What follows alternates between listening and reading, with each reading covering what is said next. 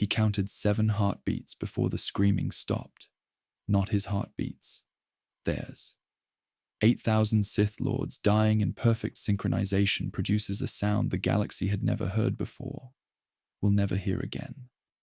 A chorus that started as defiance, shifted into confusion, then collapsed into something worse than terror.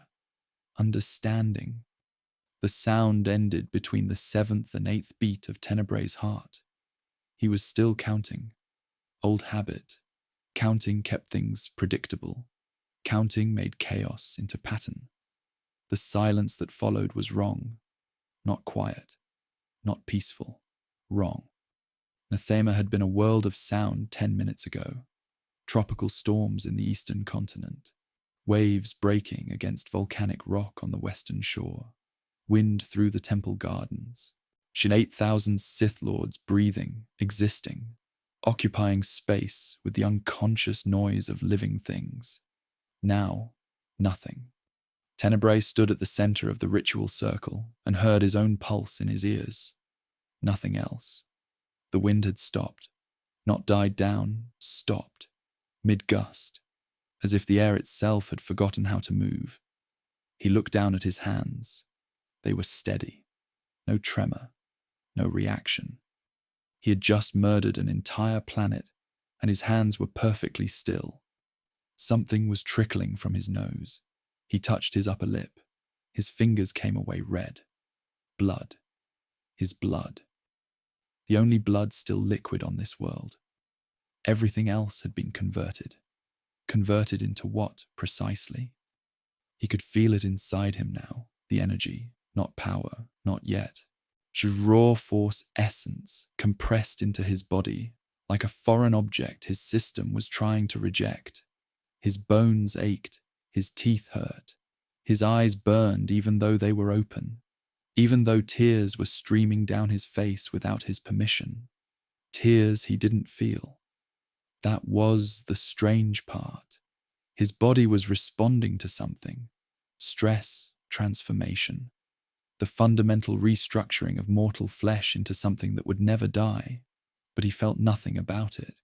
No fear, no exhilaration, no regret. Just the cold. It had started in his chest the moment the ritual completed. A coldness that had nothing to do with temperature.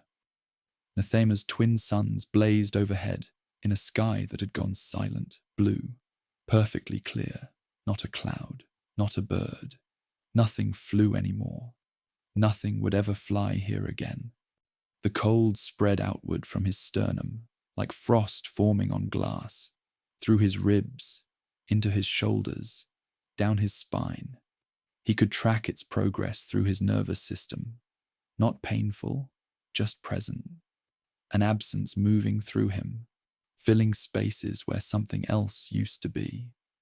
What used to be there? He couldn't remember. Tenebrae took a step forward. His boot came down on something that crunched. He looked down. Lord Draag's mask.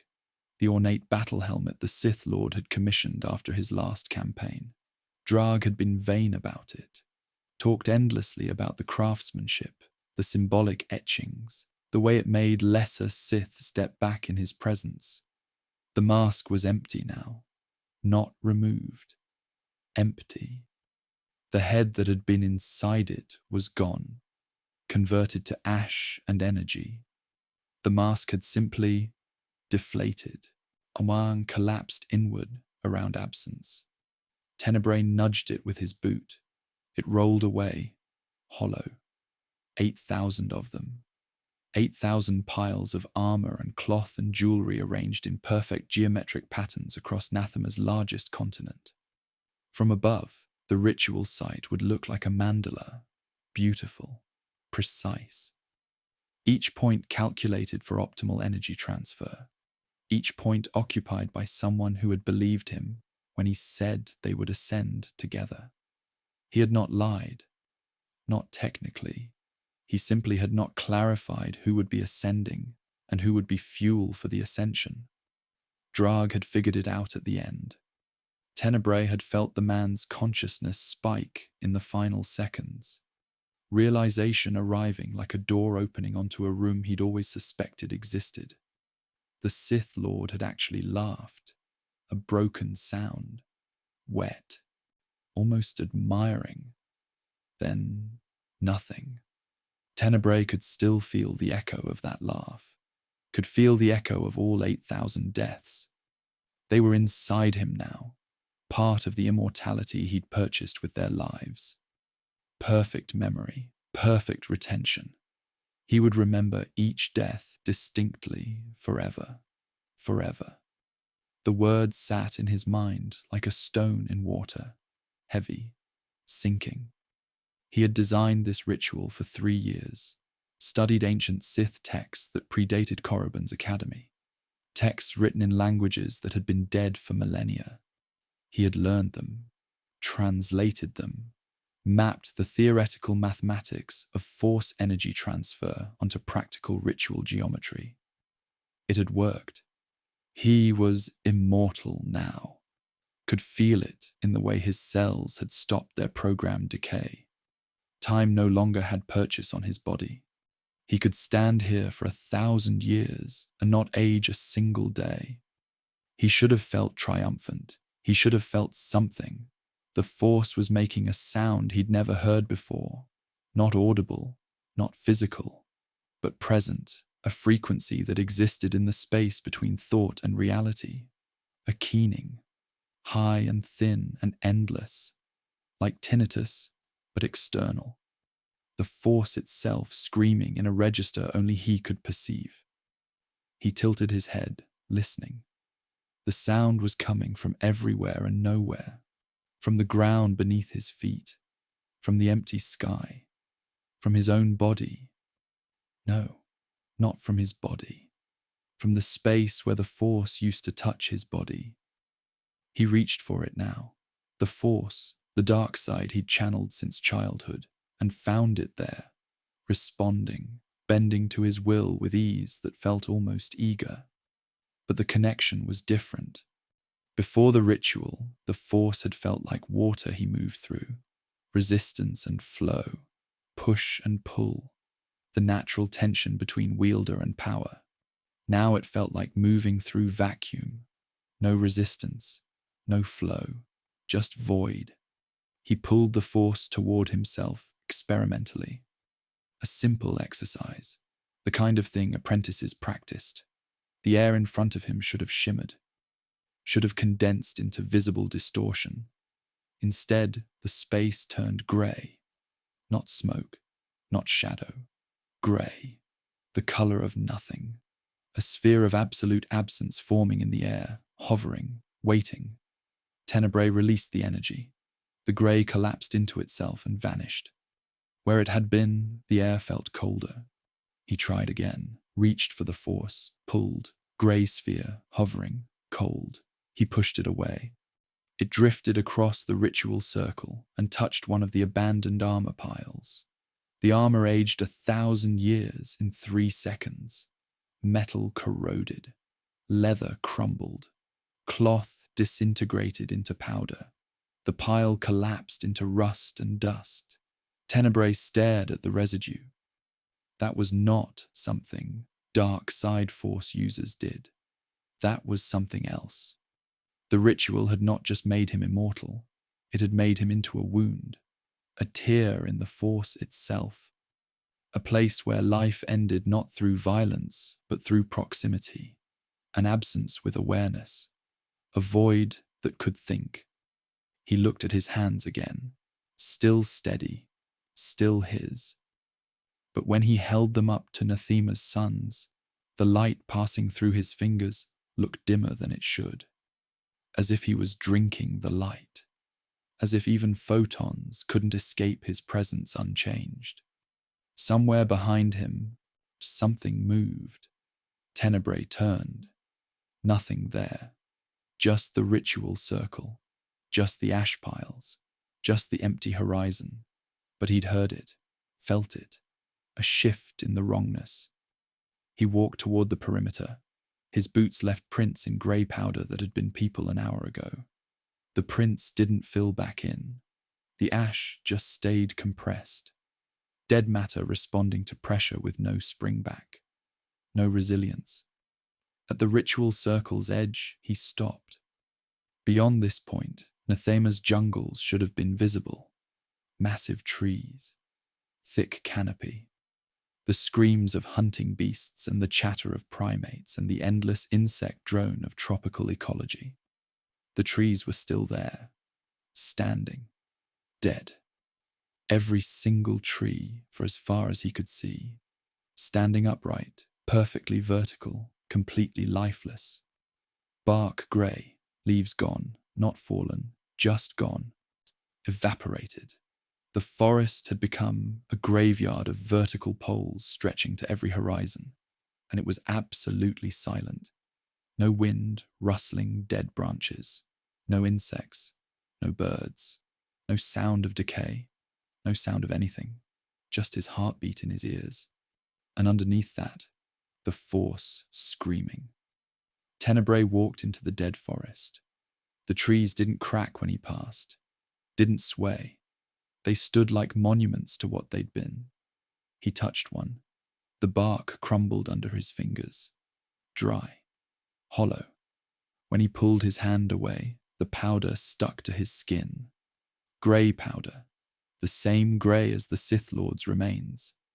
Everything organic on this planet had been reduced to the same uniform substance.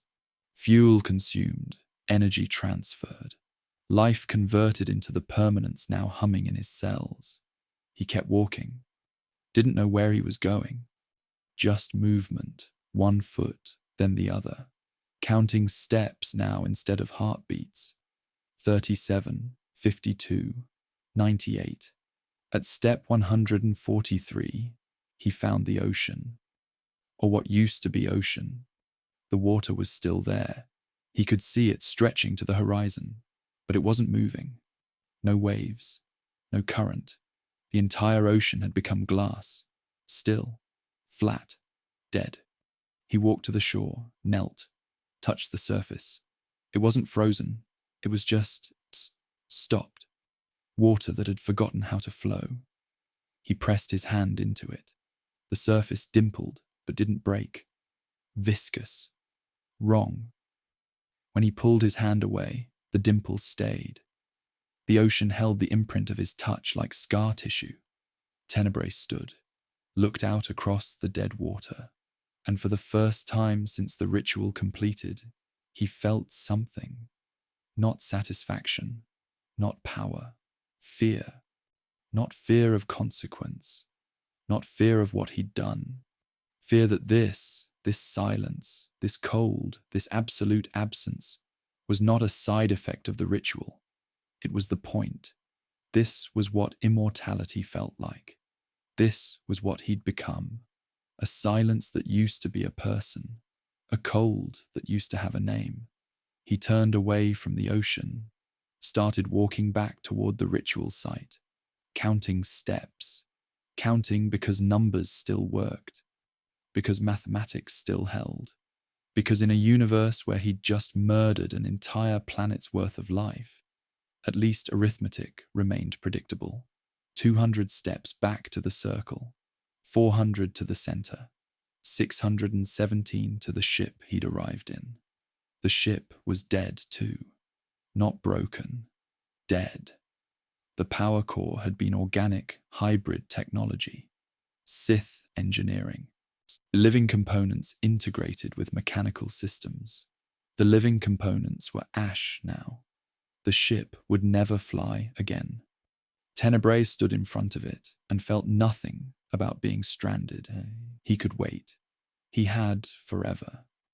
Eventually, someone would come looking. The Sith Empire would notice the silence, would send scouts, would find him standing in the center of a dead world, the only living thing on a planet that had been scoured clean of life. What would he tell them? The truth, probably. He'd promised immortality. He'd delivered it, just not to the people who'd been expecting it. The cold in his chest spread further, into his throat now, behind his eyes. He could feel it settling, taking root, becoming permanent. He sat down on the dead ship's boarding ramp, looked out across the ritual circle. 8,000 empty armor piles, a planet of silence, and him, alone, immortal, hollow. The Force screamed its thin, endless note. Tenebrae stopped counting, started listening instead, to the sound of everything ending, to the sound of forever beginning, to the sound of the wound he'd carved into reality. And in that sound, underneath the screaming, he heard something else. His father's voice, a memory, sharp and clear, perfect retention already taking effect. Pain is just information, boy. Stop processing it as suffering. Tenebrae had been 6 years old, strapped to a table, his father standing over him with implements whose purpose he hadn't understood yet. He'd learned that pain could be reclassified, that suffering was optional, that if you simply removed the part of yourself that interpreted sensation as bad, the sensation became neutral. Data. Nothing more. He'd thought that was strength. Now, sitting in the ruins of 8,000 lives, he understood. It hadn't been strength. It had been the first amputation, the first piece of himself he'd cut away, and he'd spent the next 100 years cutting more. More pieces, more humanity, more capacity for anything except analysis and hunger and the cold mathematical pursuit of power, until there was nothing left to cut, until he was just this, a wound walking, a void with ambition, a silence that had learned to speak. The suns set on Nathema. Darkness fell. No stars appeared. The ash clouds had reached the upper atmosphere, blocking the light. Nathema's sky was black now, perfect black. No moon, no starlight penetrating the shroud of particulate matter that had been 8,000 Sith Lords. Tenebrae sat in absolute darkness and felt nothing about it. The cold reached his fingertips, settled, stayed. He breathed in, breathed out. His heart beat. Again, again. It would beat forever now. That was the point. That was what he'd wanted, wasn't it? He couldn't remember anymore. In the darkness, something moved. Not physical movement.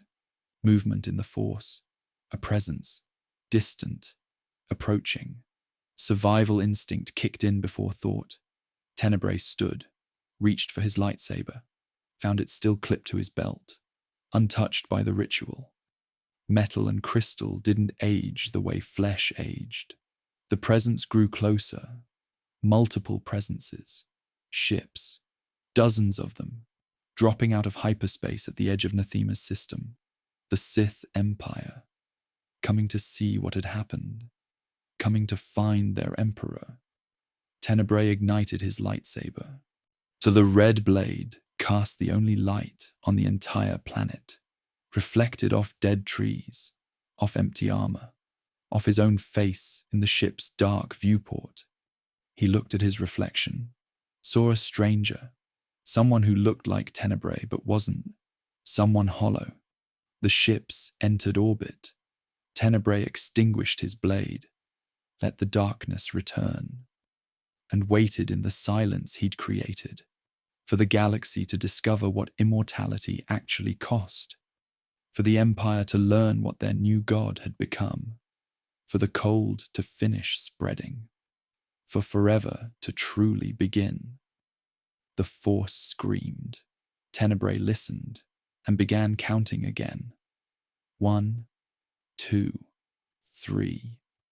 The numbers would never stop now. Neither would he.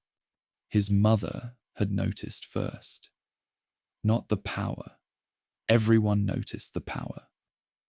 Tenebrae had been born screaming with Force energy, strong enough that the midwife dropped him, strong enough that instruments in the medical facility shattered. Force-sensitive infants were not uncommon in Sith bloodlines, but this was different. This was gravitational. No, what his mother noticed was the silence that came after. Most babies cry, wail, make noise to signal need, hunger, discomfort, fear, the biological imperative to ensure caregivers respond. Tenebrae stopped crying at 3 days old. Just stopped. His mother, a woman whose name would be lost to history, recorded nowhere, mentioned in no text, held him and felt the wrongness immediately. Cold. Not his temperature. He was warm, living, breathing. But holding him felt like holding something that had stopped needing her. At 3 days old, she told Lord Dramath, her husband, Tenebrae's father, he hadn't cared. The boy is strong in the Force. That's what matters. But she insisted. He doesn't reach for me, doesn't track my face, doesn't respond when I speak. He's Sith-born, Dramath had said, not some Republic weakling.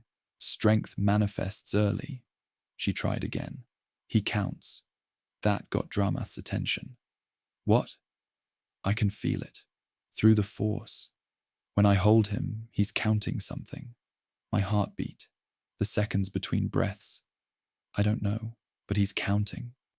Dramath had looked at the infant then. Really looked. Tenebrae stared back. 3 days old.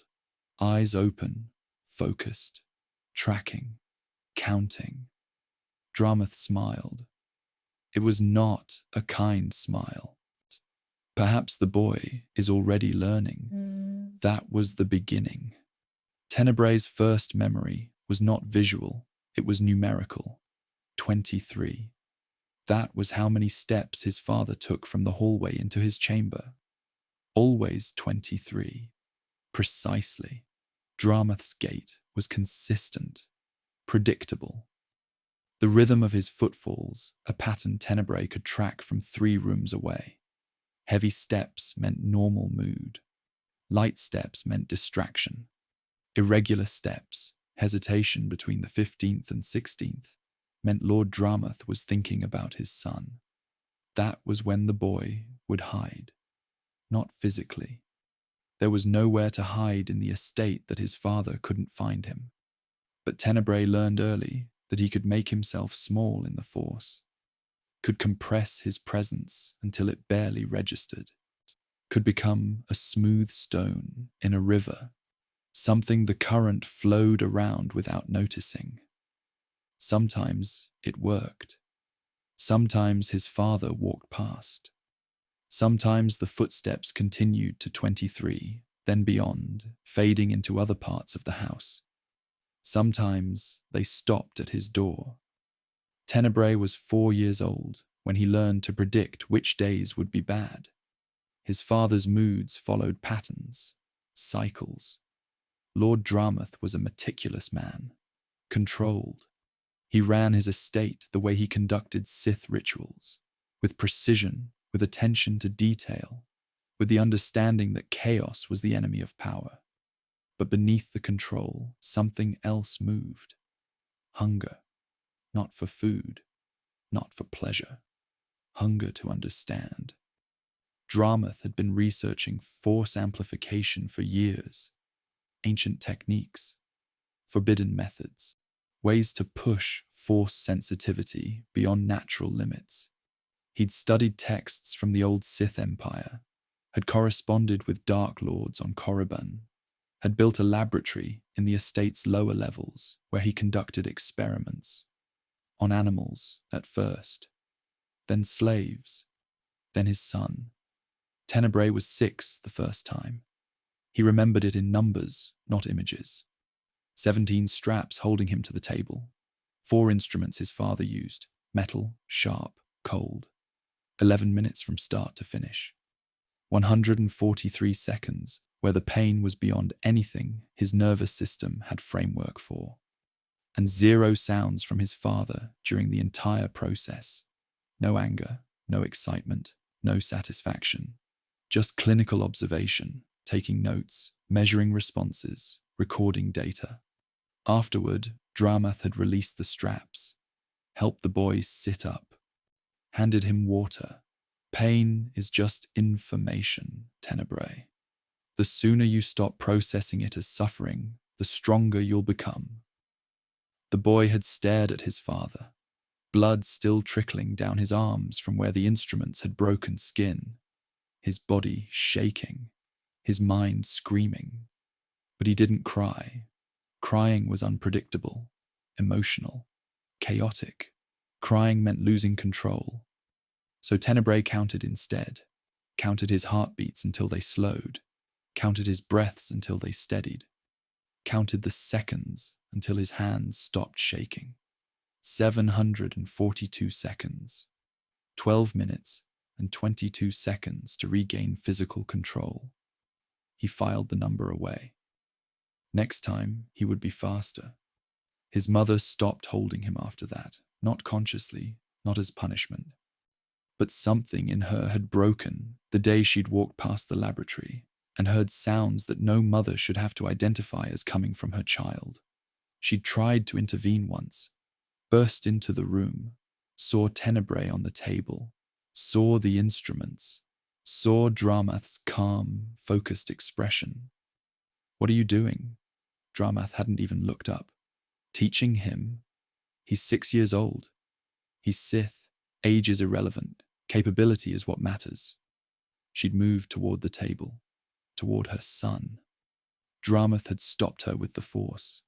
Not violently, just a wall of telekinetic pressure. Gentle. Absolute. "Leave, woman. This doesn't concern you. He's my son. He's a tool I'm sharpening. Leave."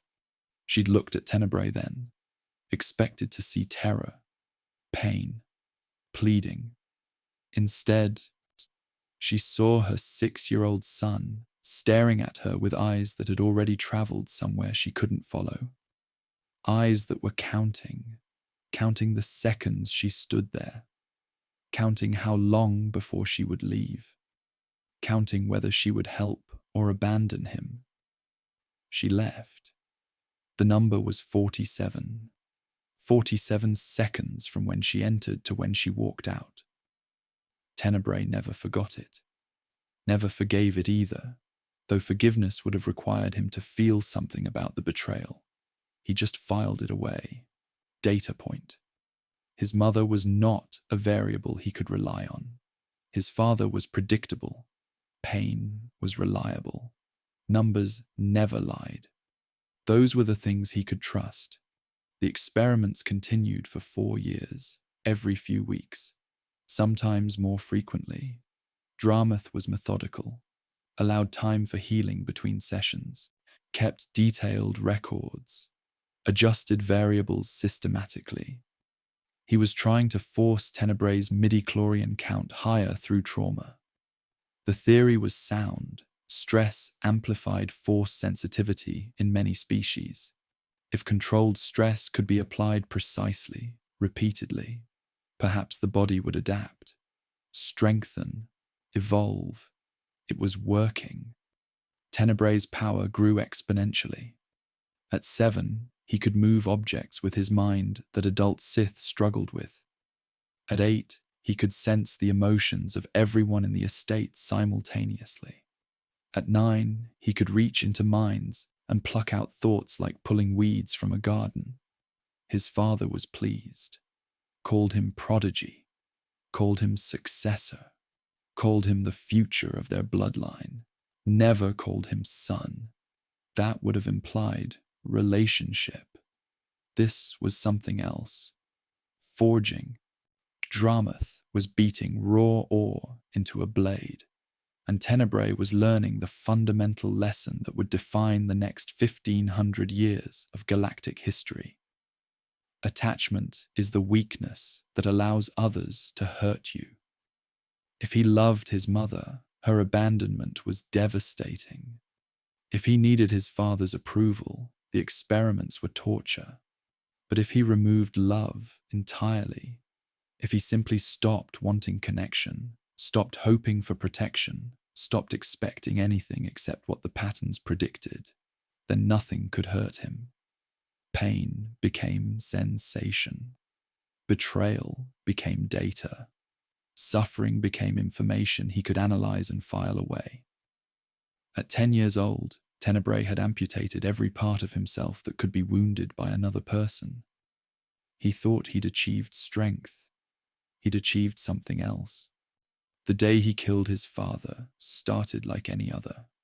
Dramath's footsteps, 23 of them, stopping at Tenebrae's door. The boy was ready, always ready now. He slept lightly, woke instantly, kept his mind organized and his presence controlled. "Come," his father said. Tenebrae followed, down to the laboratory.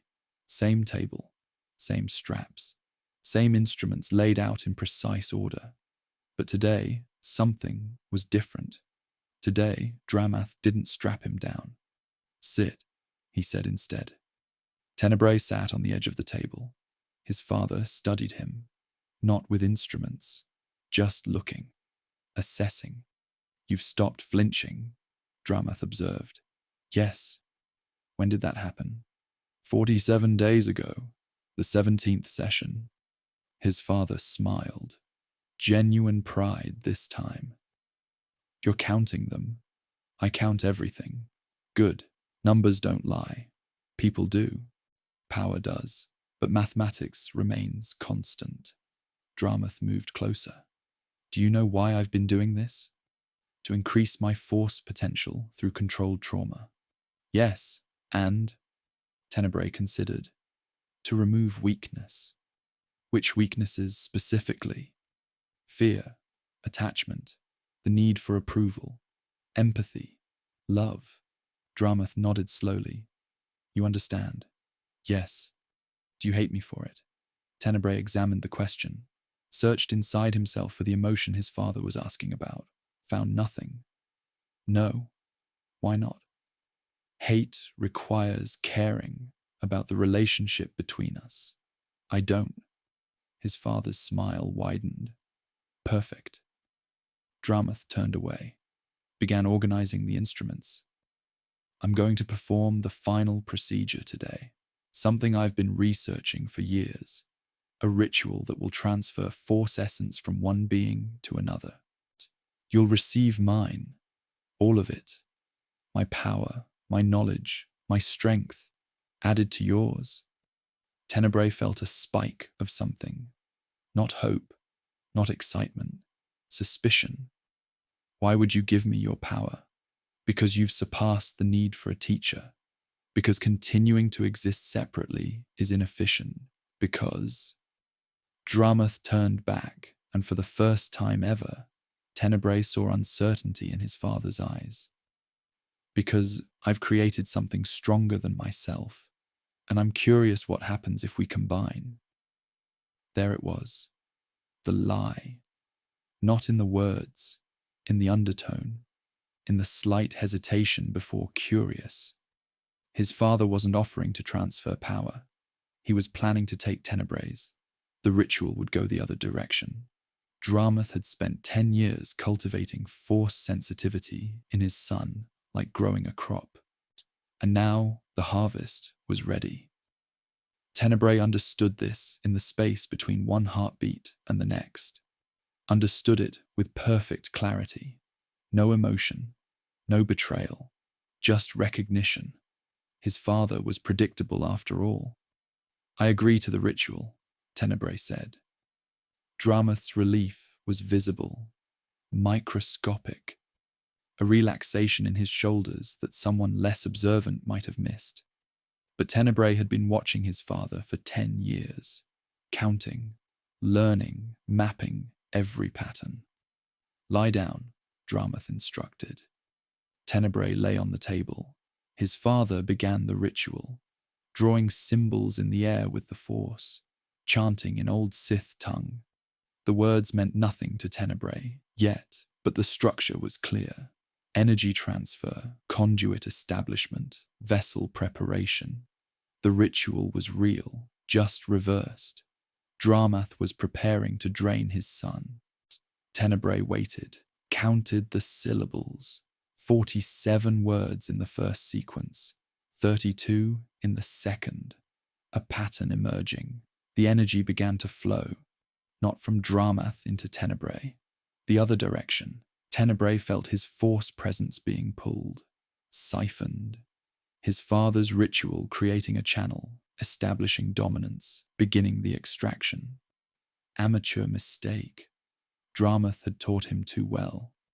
Tenebrae had spent 10 years learning to control every aspect of his force presence, to compress it, hide it, make it small and undetectable. His father thought he was draining a compliant vessel. He was pulling on a coiled spring. Tenebrae released everything at once. Not resistance, reversal. Every technique his father had taught him. Every method of force manipulation. Every bit of control and precision and ruthless efficiency turned back on its source. The flow didn't just stop, it inverted. Dramath's eyes went wide, tried to speak, couldn't, tried to break the connection, couldn't. His own ritual had established a conduit that couldn't be severed from his end, only from Tenebrae's. And Tenebrae wasn't severing it. He was drinking, not metaphorically, literally pulling his father's force essence through the connection. Life energy, memories, power, everything that made Lord Dramath a living, thinking being, flowing into his 10-year-old son. Dramath's skin went grey, his eyes hollow, his mouth open in a scream that had no air behind it. Tenebrae watched, counted. 143 seconds from when the reversal began to when his father collapsed. The exact amount of time Dramath had hurt him during that first session 4 years ago. Poetic, not intentional, just coincidence. But Tenebrae filed it away anyway. Numbers never lied. Lord Dramath hit the laboratory floor, dead, not murdered, consumed. Tenebrae sat up on the table, felt the new power settling into his cells, his father's knowledge, his father's strength.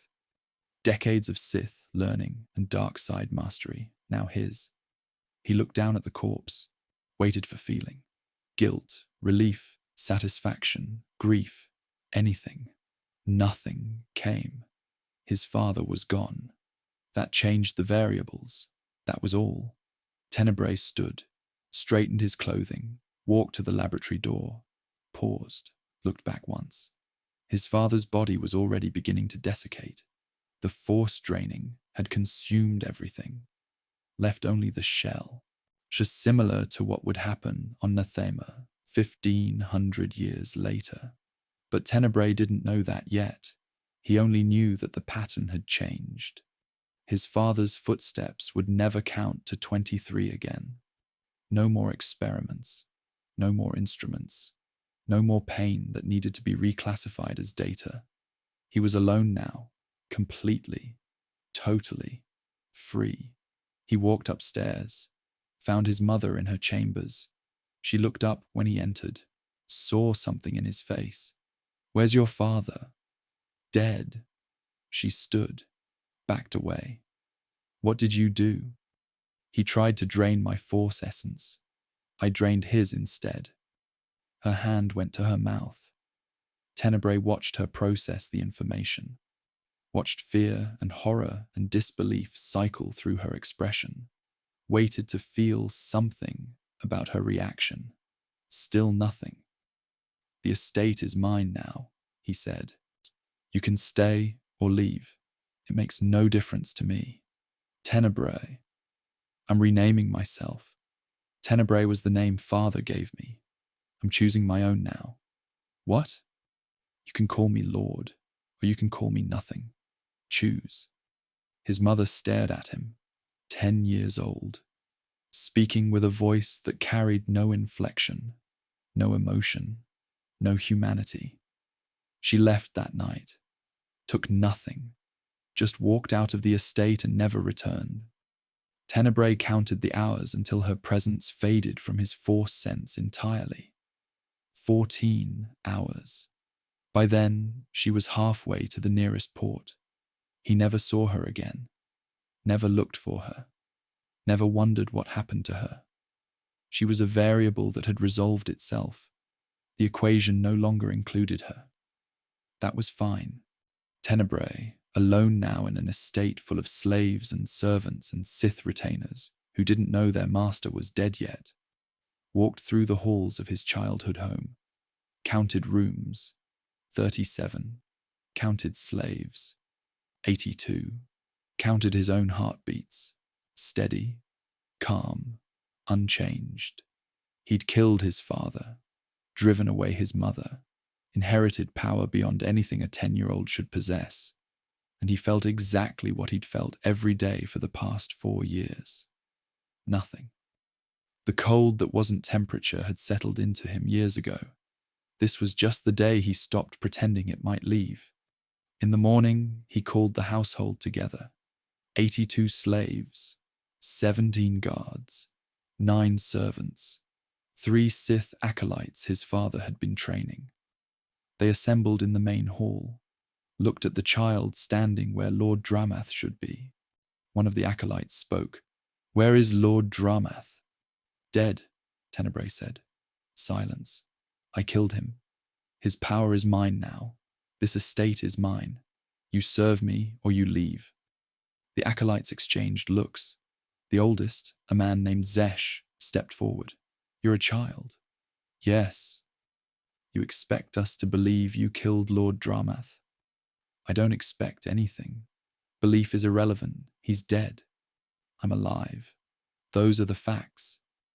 Zesh reached for his lightsaber. Tenebrae didn't move, just reached into the Force, using techniques his father's absorbed knowledge had given him, and stopped Zesh's heart. No visible effort, no gesture, just will, applied precisely. Zesh dropped. The other 2 acolytes backed away. Tenebrae looked at them. "Anyone else wish to test me?" No one moved. "Good. Here are the new rules. You work for me. You follow my instructions exactly. In exchange, I won't kill you. That's the only term that matters." One of the slaves, an older woman, raised her hand hesitantly. "Speak," Tenebrae said. "Can we leave, my lord?" "Yes." "Truly?" "I just said yes. Were you expecting a different answer?" The woman blinked, confused. "Most Sith don't let slaves leave. Most Sith care about dominance displays. I don't. Stay or go. Both are acceptable." That night, 63 of them left, walked out the main gate. Tenebrae watched from his father's office, his office now, and counted them. Tracked their exodus through the Force until they were beyond his estate's boundaries. Let them go. Not mercy. Mathematics. Willing servants were more efficient than resentful slaves. The ones who stayed were the ones who understood the new structure. Those were the useful ones. Those were the ones worth keeping. By morning, the estate had stabilized under new management. A 10-year-old child ruling through cold logic and absolute power. No one questioned him. No one challenged him. The pattern had changed, but it remained a pattern. Predictable, efficient, empty. Tenebrae sat in his father's chair, pulled his father's texts from the shelves, began reading, learning, absorbing knowledge the way he'd absorbed his father's life force. The words on the pages spoke of power, of dark side mastery, of ancient rituals and forbidden techniques. He read them all, felt nothing about them, just collected information, filed it away, counted pages, 3,217 across all the texts, counted hours studying, 14 hours per day, counted days until he'd mastered everything his father had known, 263 days. Then he moved on to new texts, older ones, darker ones, texts that spoke of immortality, of transcendence, of rituals that could sever mortality itself. He read those with the same empty focus, the same cold precision, and began planning, because that was what he did. He counted things, he planned things, he removed obstacles. His father had been an obstacle. Now his father was fuel. Mortality was the next obstacle. It would become fuel too, eventually. The numbers always resolved, the patterns always held, and Tenebrae, alone in an estate that had become a laboratory for his own ascension, counted the days until he would stop being Tenebrae entirely, until he would become something else, something with a new name, something that would make the galaxy remember what happens when you teach a child that love is weakness and pain is data and attachment is the only vulnerability that matters. He was 10 years old. He had already stopped being human. He just hadn't noticed yet. Outside his window, Medriaas' sun set. The sky turned red, then black. Tenebrae didn't watch. He was counting syllables in a ritual text, planning geometries, mapping power transfers. The boy who had counted his father's footsteps was gone. What remained was the arithmetic of ambition, cold, precise, inevitable. His father's corpse still held warmth when the first visitor arrived. Tenebrae hadn't moved it, hadn't cleaned the laboratory, hadn't attempted to hide what had happened. Lord Dramath's desiccated body lay exactly where it had fallen, a teaching moment preserved in flesh and failure.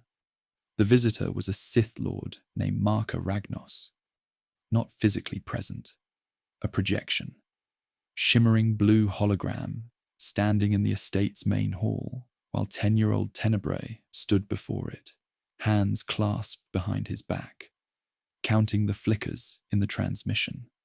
17 per minute. Consistent. Lord Dramath has not reported in 3 cycles, the projection said.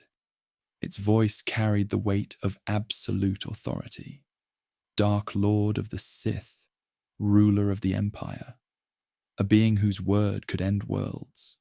Tenebrae felt nothing about standing before it. Lord Dramath is dead, he said. The projection flickered. 18 times that minute. Anomaly. Surprise, then. Explain. He attempted a force-draining ritual. I reversed it. His essence is now mine. The estate is now mine. I am reporting this as required by Imperial protocol. Silence. The projection studied him. Tenebrae could feel the Dark Lord's presence pushing through the connection, probing, testing, trying to read the child standing before him. Tenebrae had learned to compress his force presence years ago. He did so now, became smooth, unreadable, a surface with no purchase. The probing withdrew. You killed your father at 10 years old. Yes.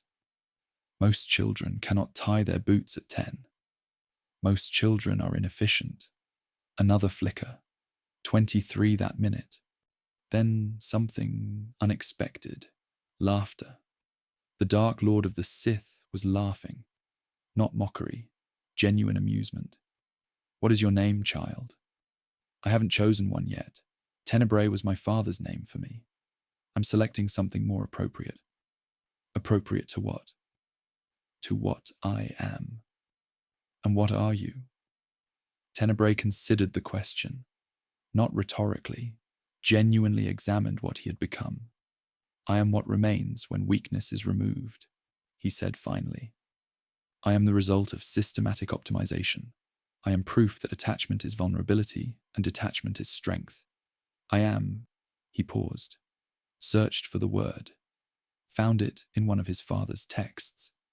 A Sith term, old language, meaning corruption, meaning to make faulty, meaning the process by which purity becomes poison. I am vitiate. The projection went still, no flicker, complete stability for 47 seconds. Then, you named yourself after corruption? Yes. Why? Because it's accurate. My father tried to strengthen me. Instead, he corrupted the parts of me that made me human, removed them. What remains is optimized for power, corrupted toward function. Vitiate. The Dark Lord leaned forward in the projection. You understand what you've become. Yes. Most Sith spend decades denying their own monstrosity. You're claiming yours at 10. Denial is inefficient. More laughter. I'm beginning to like you, child. Very well, Lord Vitiate. You have claimed your father's estate through right of conquest. The Empire recognizes this claim, but you will be tested. Other Sith will come. They will attempt to take what you've won. Can you hold it? Yes. How? The same way I took it, through superior application of force manipulation and complete absence of hesitation. Confidence or delusion? Neither. Prediction based on available data. I have absorbed my father's knowledge. I have 4 times his raw force potential. I have no emotional attachments to exploit. The mathematics favor my survival. The projection smiled, an expression that would have terrified most people. Tenebrae counted the teeth visible in the smile. 28. Full human dental structure. Interesting. Most Sith Lords had modifications by this point in their ascension. You will come to Korriban, Marka Ragnos said. Present yourself to the Dark Council. Demonstrate your capability. If you survive, you will be recognized as Lord of Medriaas. If you fail, I won't fail. Such certainty. Mathematics doesn't fail, only people fail. I have removed the parts of me that are people. The projection's smile faded. What do you mean? Tenebrae gestured to his chest. There was something here once. Something that wanted, that needed, that hoped. My father systematically destroyed it through controlled trauma. He called it strengthening. He was partially correct. The removal did make me stronger. But what he removed cannot grow back. I am functionally complete now. Optimized. But corrupted in the way that makes flesh into tool. You speak of yourself like an object. I am an object, a very powerful one, but object nonetheless. The parts that were person are gone. Marka Ragnos stared at him for a long moment. 73 seconds. Then, come to Korriban in 30 days. I want to see this for myself.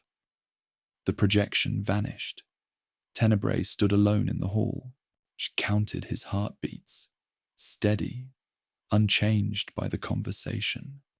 He had just claimed lordship of an estate, named himself, and been summoned before the most powerful being in the galaxy.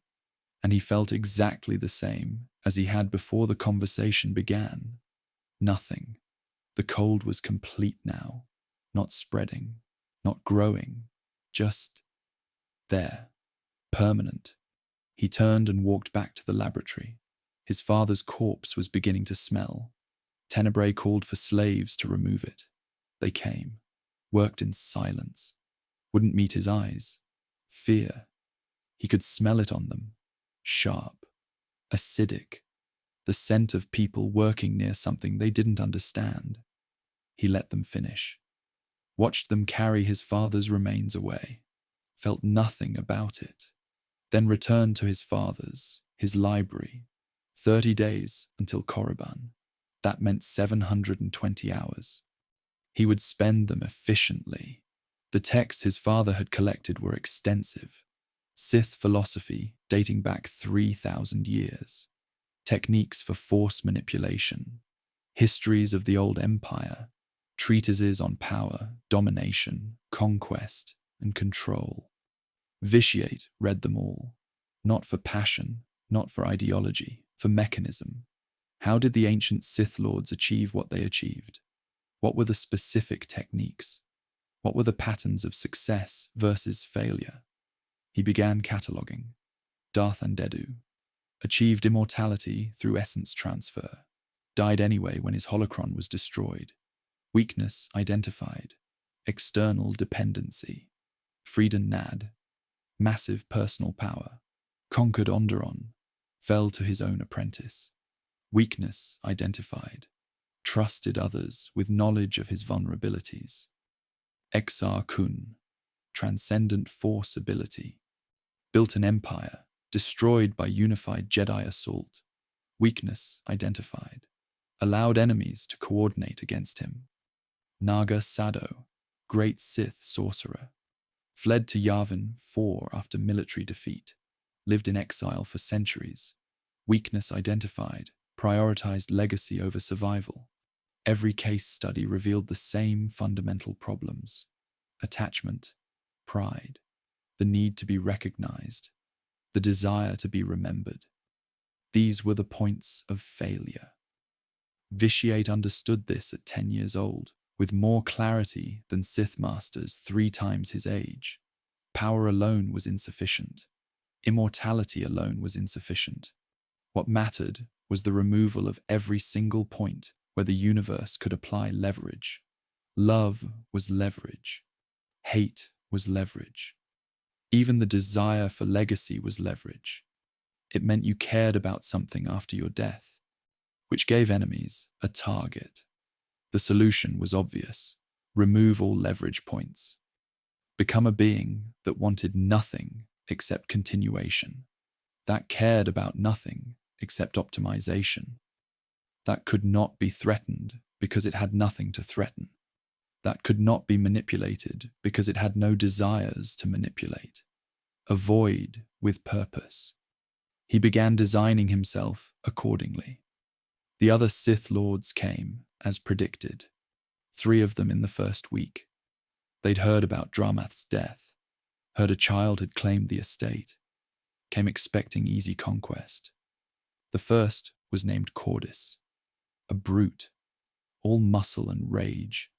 He kicked in the front gate and demanded Vitiate come face him. Vitiate walked out calmly, stood in the courtyard, 10 years old, barely came up to Cordis's chest.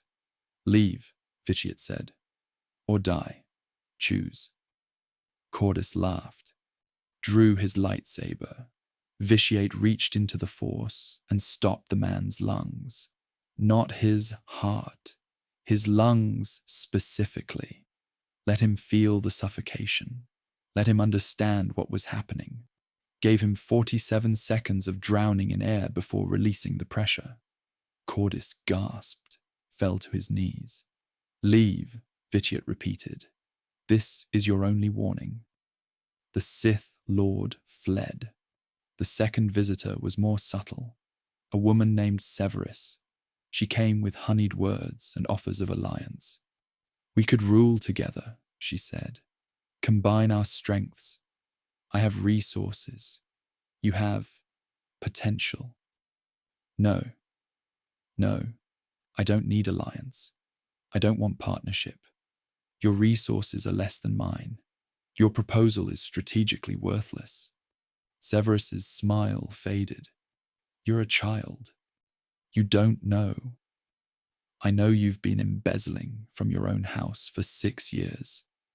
I know you're here because your creditors are hunting you. I know you need my estate as a hiding place. The answer is no. Leave. How did you?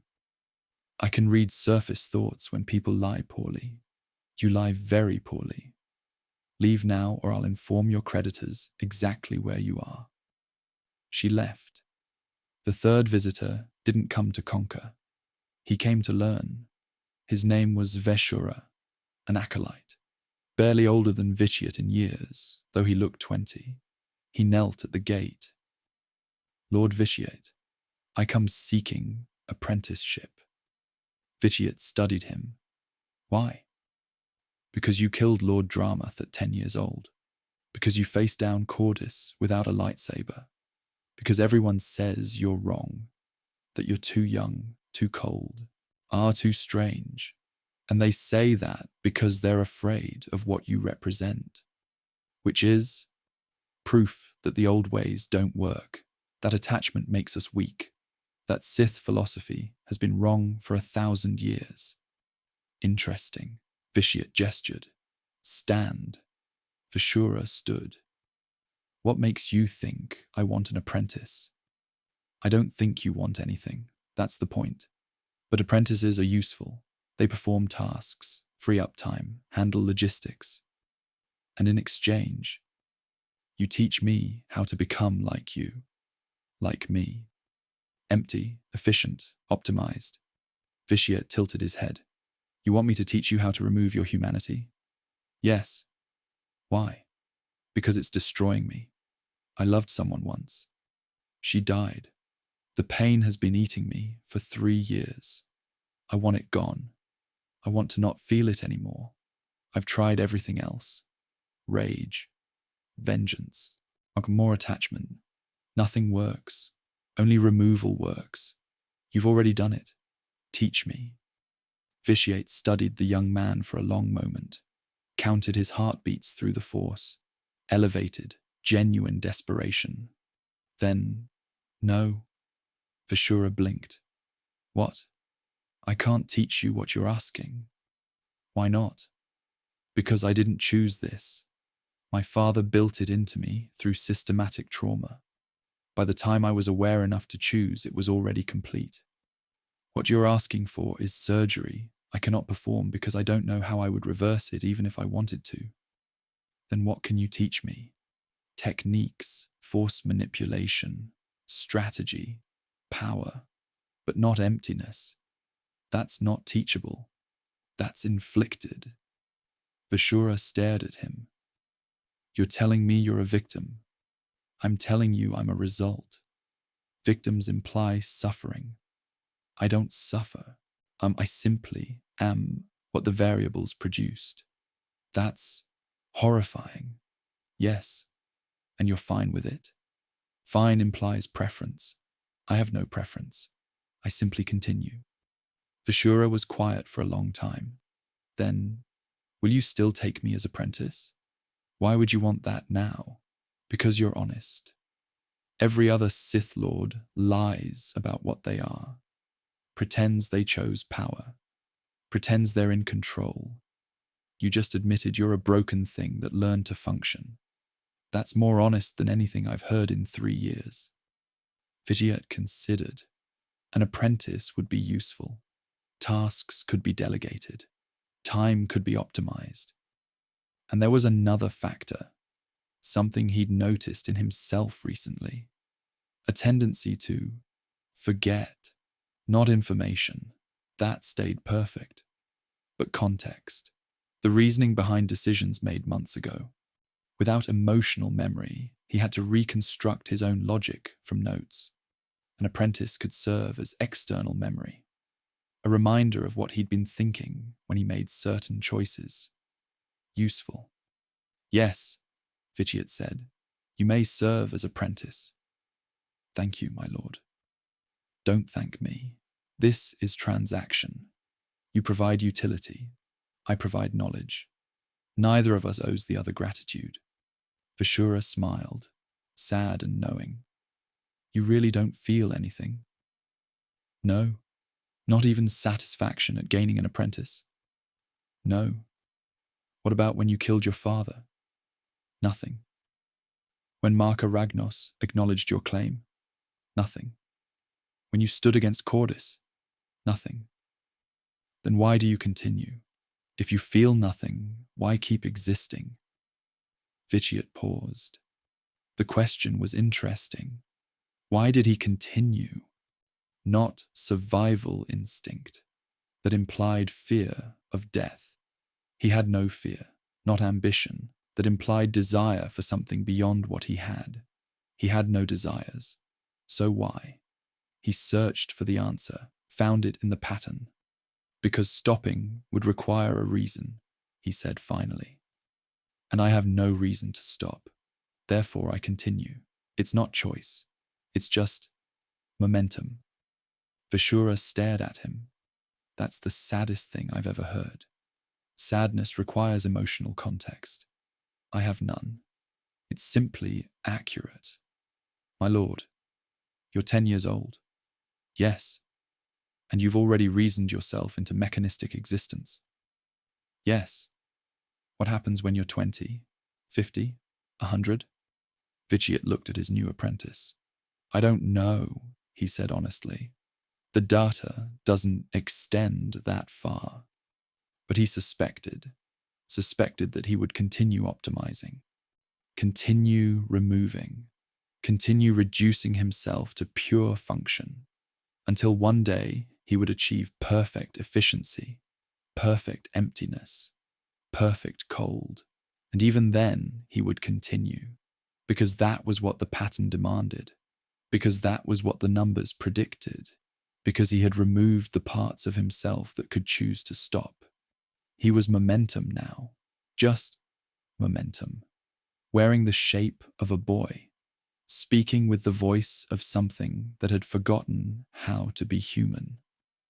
Come, he told Vishura.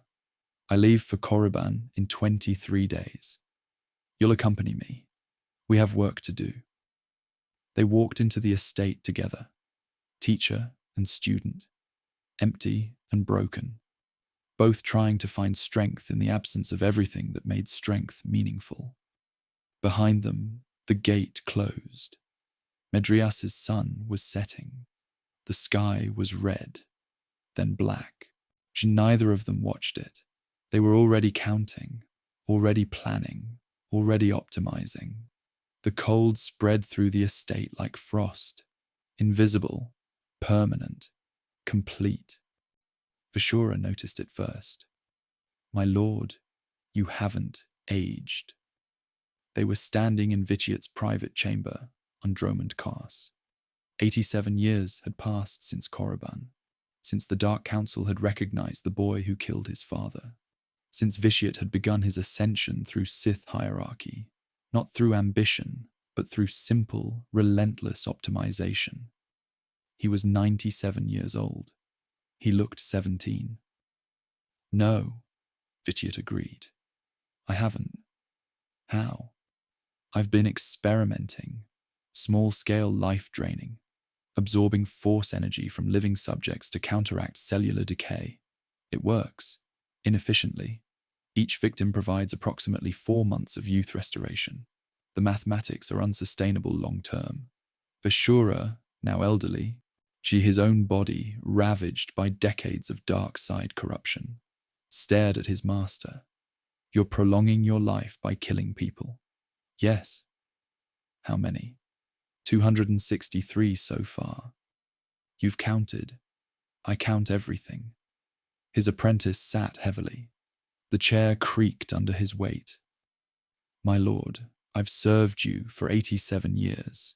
In all that time, I've never questioned your methods. But this is the prototype, Vitiat said. I'm refining the technique, learning the efficiency ratios, testing variables. For what purpose? Vitiat walked to the window. Outside, Dromund Kars's eternal rain fell. He'd counted the drops once, given up after 47 million. The pattern held, but the sample size was effectively infinite. I'm designing something larger, he said. How much larger? Planetary scale. Silence. You want to drain an entire planet. Yes, of life, of everything. Life, force energy, matter. Everything reducible to usable energy. Channel it all into a single point. Achieve true immortality. Not this patchwork maintenance. Perfect permanence. Vishura's voice went quiet. How many would die? All of them. Everyone on the planet. Every living thing. Total conversion. That's genocide. That's efficiency. My lord, you said you wanted to learn how to remove feeling. Vitiat turned from the window. This is how. You see the numbers. 8 billion lives converted to energy. 1 immortal being produced. The mathematics are elegant. If you feel horror, that's the part of you that's still human. Remove it, then you'll see clearly. Vishura stared at him, really looked at the being his master had become over 87 years. No warmth in those eyes, no recognition, no humanity whatsoever. Just calculation, just cold. I can't, Vishura said finally. I thought I could. I've tried. For 87 years, I've tried to become like you, but I can't. There's still something in me that says this is wrong. Wrong is a value judgment. Values require emotional context. Yes, and I have emotional context, which means I'm still human, and humans don't murder planets. Then you failed as apprentice. The words were not cruel, not dismissive, just factual. Vishura nodded slowly. Yes, I have. He stood, bowed once. It's been an honor serving you, Lord Vitiate, even if I couldn't become what you are. Where will you go? I don't know. Somewhere far from whatever you're planning. Logical. Vishura walked to the door, paused. My lord, do you remember what you said when I asked why you continue? Momentum. Yes, but momentum eventually stops. Everything stops. Even you will stop someday. Perhaps. When you do, I hope you remember you were human once. Vitiate tilted his head. I don't remember that. I've searched my memory extensively.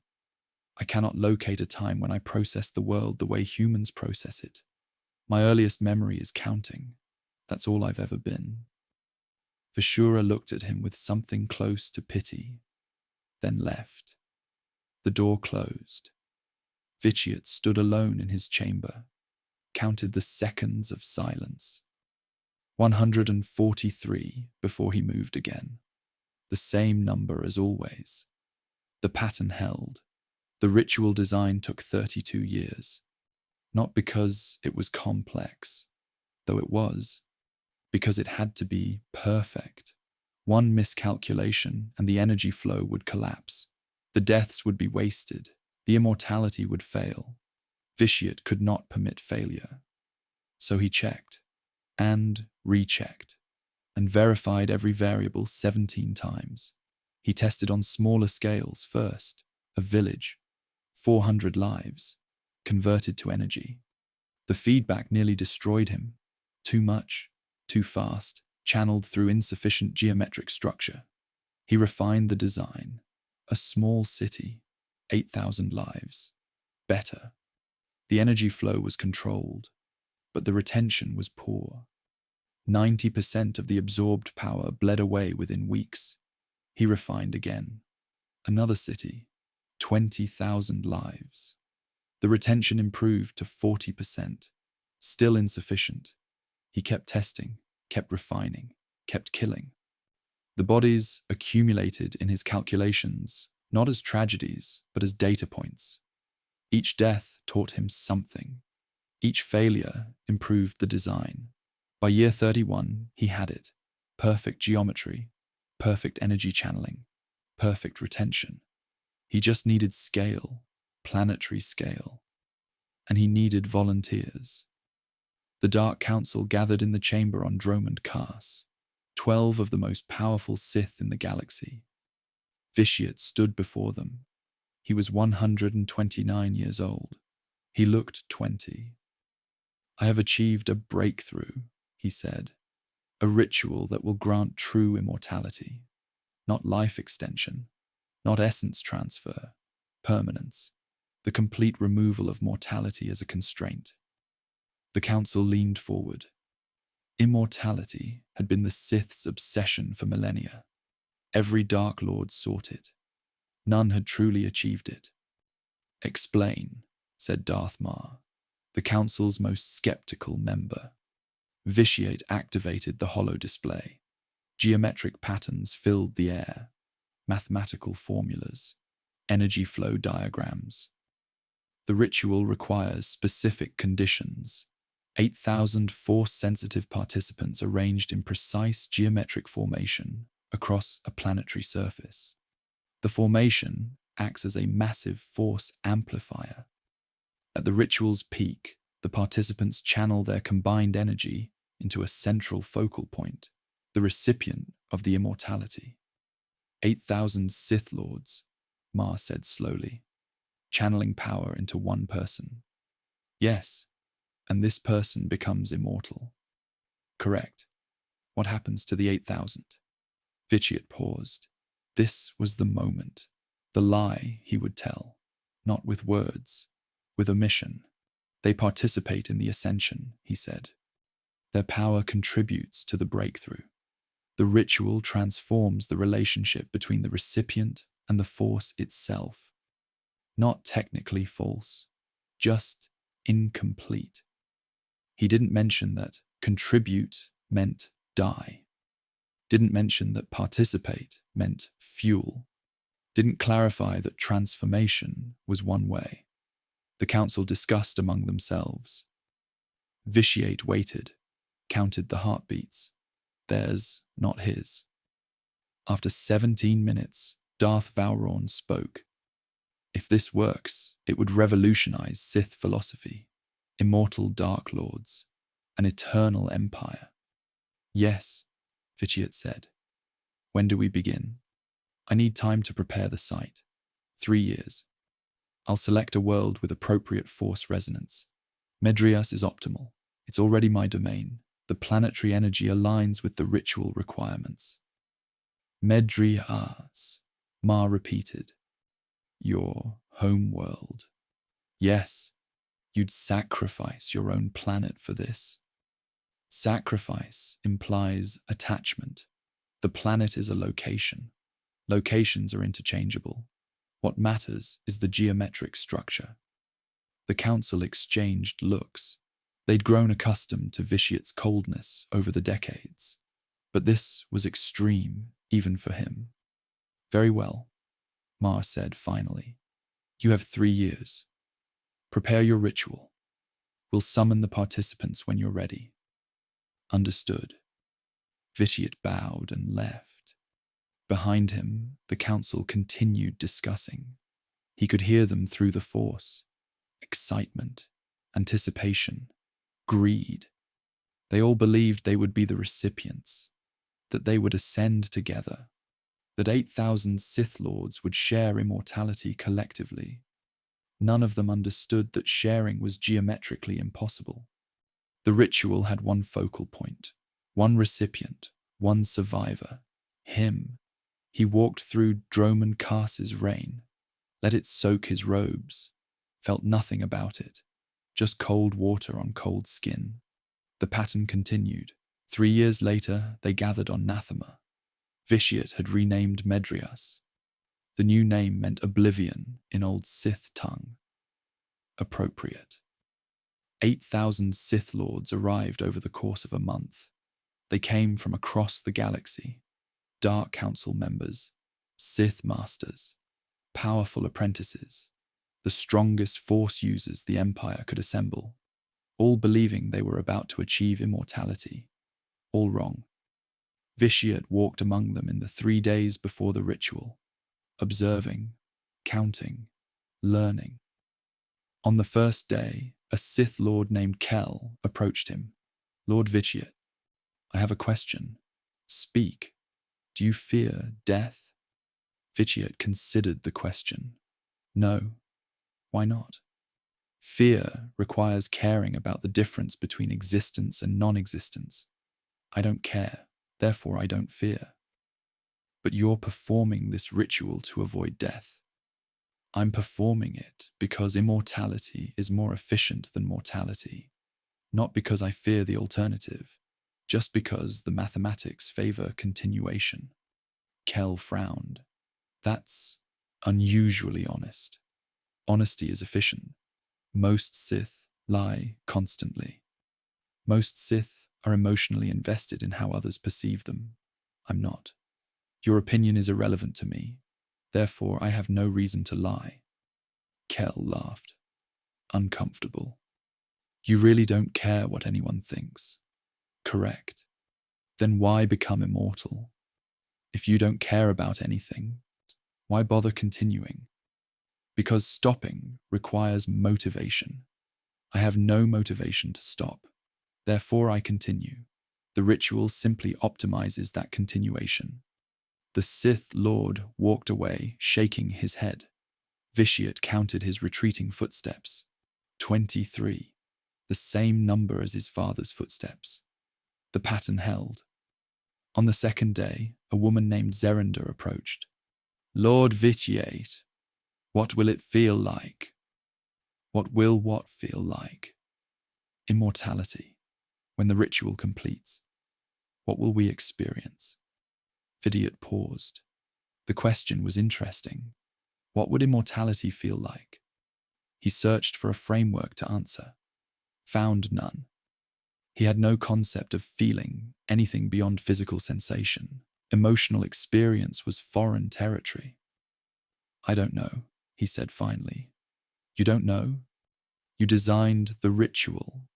I designed the mechanism, energy transfer, biological permanence.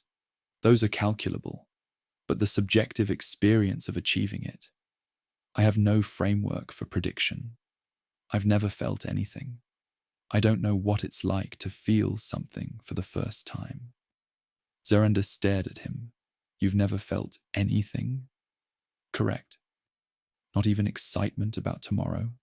No. Fear? No. Anticipation? No. Then what are you experiencing right now? Awareness of variables, analysis of probabilities, recognition that in 21 hours the ritual begins, but no emotional content attached to those facts. That's horrifying. You've used that word before. Others use it frequently regarding me. I still don't understand what it means. Zerenda backed away slowly. You're not human, she whispered. I was human once, technically, but the components that made me process reality as humans do were removed in childhood. What remains is optimized for function. But yes, you're correct. I'm not human anymore. She left quickly. Vitiate watched her go, counted her heartbeats through the force. Elevated, fear response. Logical. Tomorrow she would die. Some part of her probably sensed it. On the third day, a Sith master named Drag approached, the same Drag who would laugh during the ritual. Lord Vitiate, one final question. Yes? What do you want this for? Vitiate stopped walking. The question hit differently than the others. Not asking what he feared, not asking what he felt, asking what he wanted. He examined the question carefully. What did he want immortality for? He designed the ritual, spent decades preparing, tested it on hundreds of thousands of lives, refined the geometry to perfection. But why? Not survival instinct. He didn't fear death. Not legacy. He didn't care about being remembered.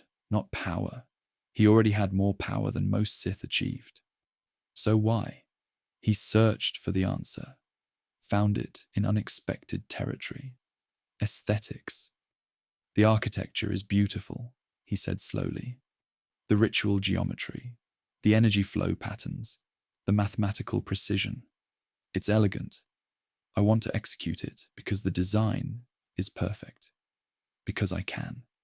Because bringing theoretical perfection into material reality satisfies something. Satisfies what? I don't know.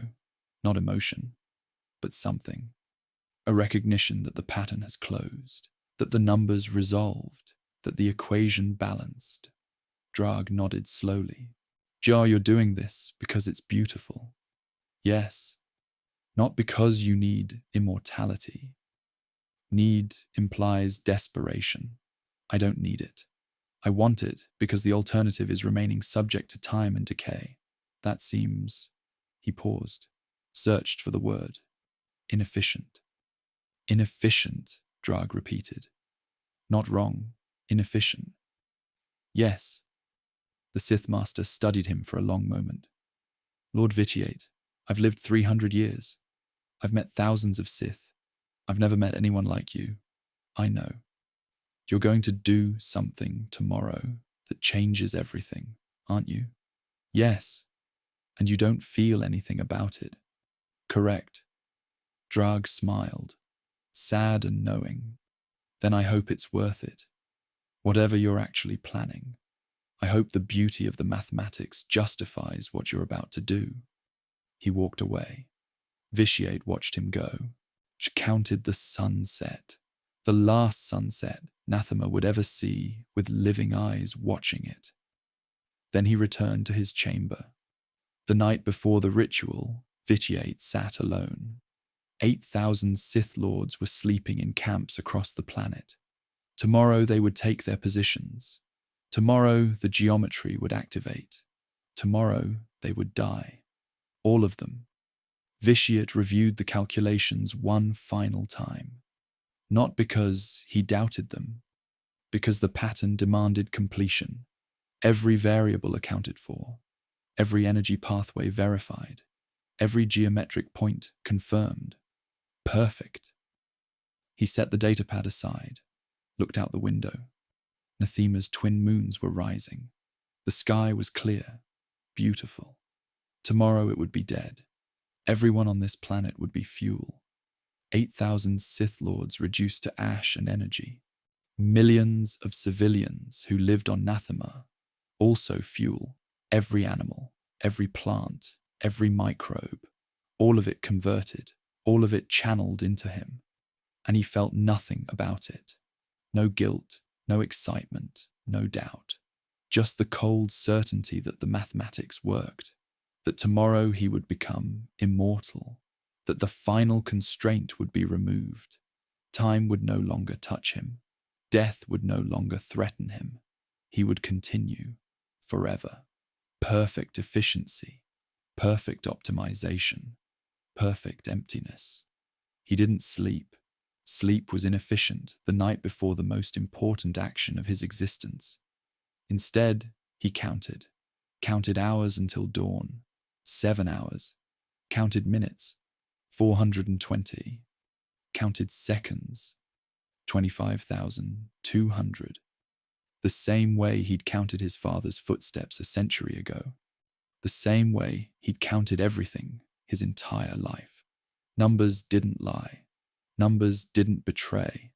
Numbers held, even when humanity fell away, even when feeling died, even when the cold became absolute. The numbers held. He watched the moons set, watched the sky lighten, watched dawn arrive. The air smelled wrong. Ozone and copper, the scent of massive force energy gathering, 8,000 Sith Lords waking, preparing, walking to their positions in the great geometric pattern, not knowing they were attending their own funeral, not knowing their emperor had lied, not knowing that in 3 hours every single one of them would be dead.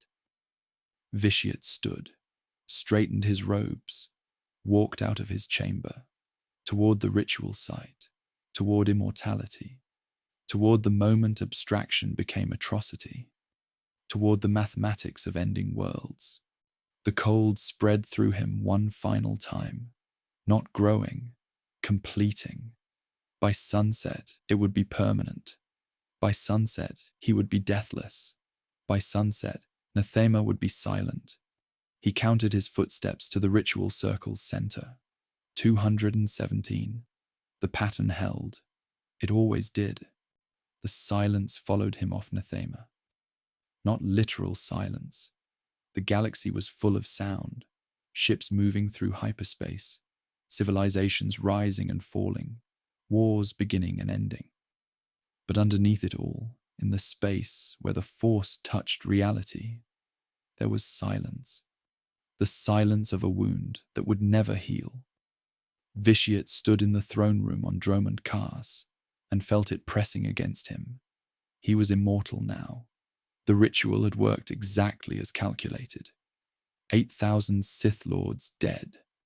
An entire planet scoured.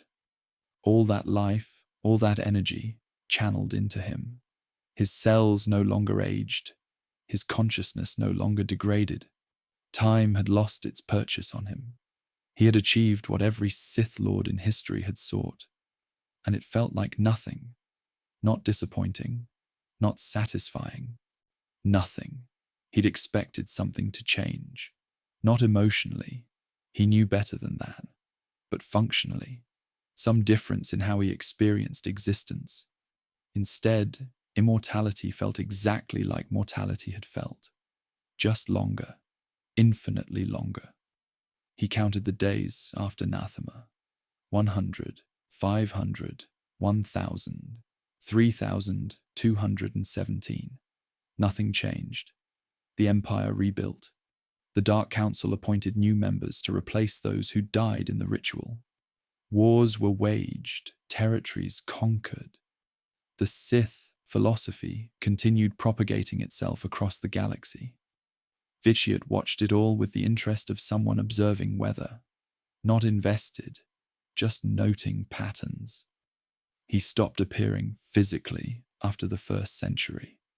It was inefficient. His body was in Droman Kars, but his consciousness could extend anywhere. Why limit himself to one location when he could project?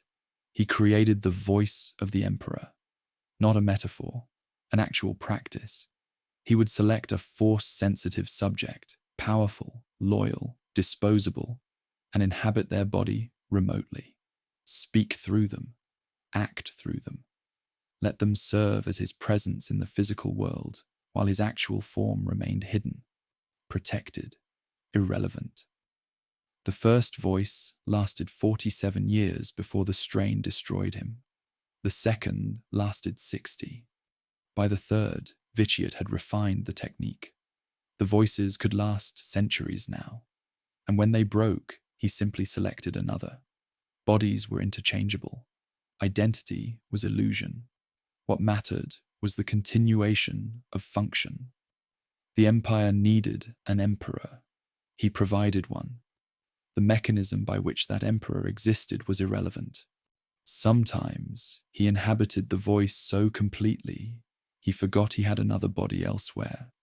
Sometimes he would return to his actual form and spend several hours disoriented, surprised by the sensation of physical presence, the weight of flesh, the restriction of singular location. It always felt foreign, like wearing clothes that didn't quite fit. He was becoming something else, not human, not even embodied, just consciousness, distributed, diffuse, a ghost operating multiple puppets across the galaxy. This should have felt like power. It felt like being nowhere. The Dark Council schemed constantly. He could feel it through the Force, their ambition, their hunger, their plots against each other and occasionally against him. He let them, not out of arrogance, not out of confidence that they couldn't threaten him, out of complete disinterest.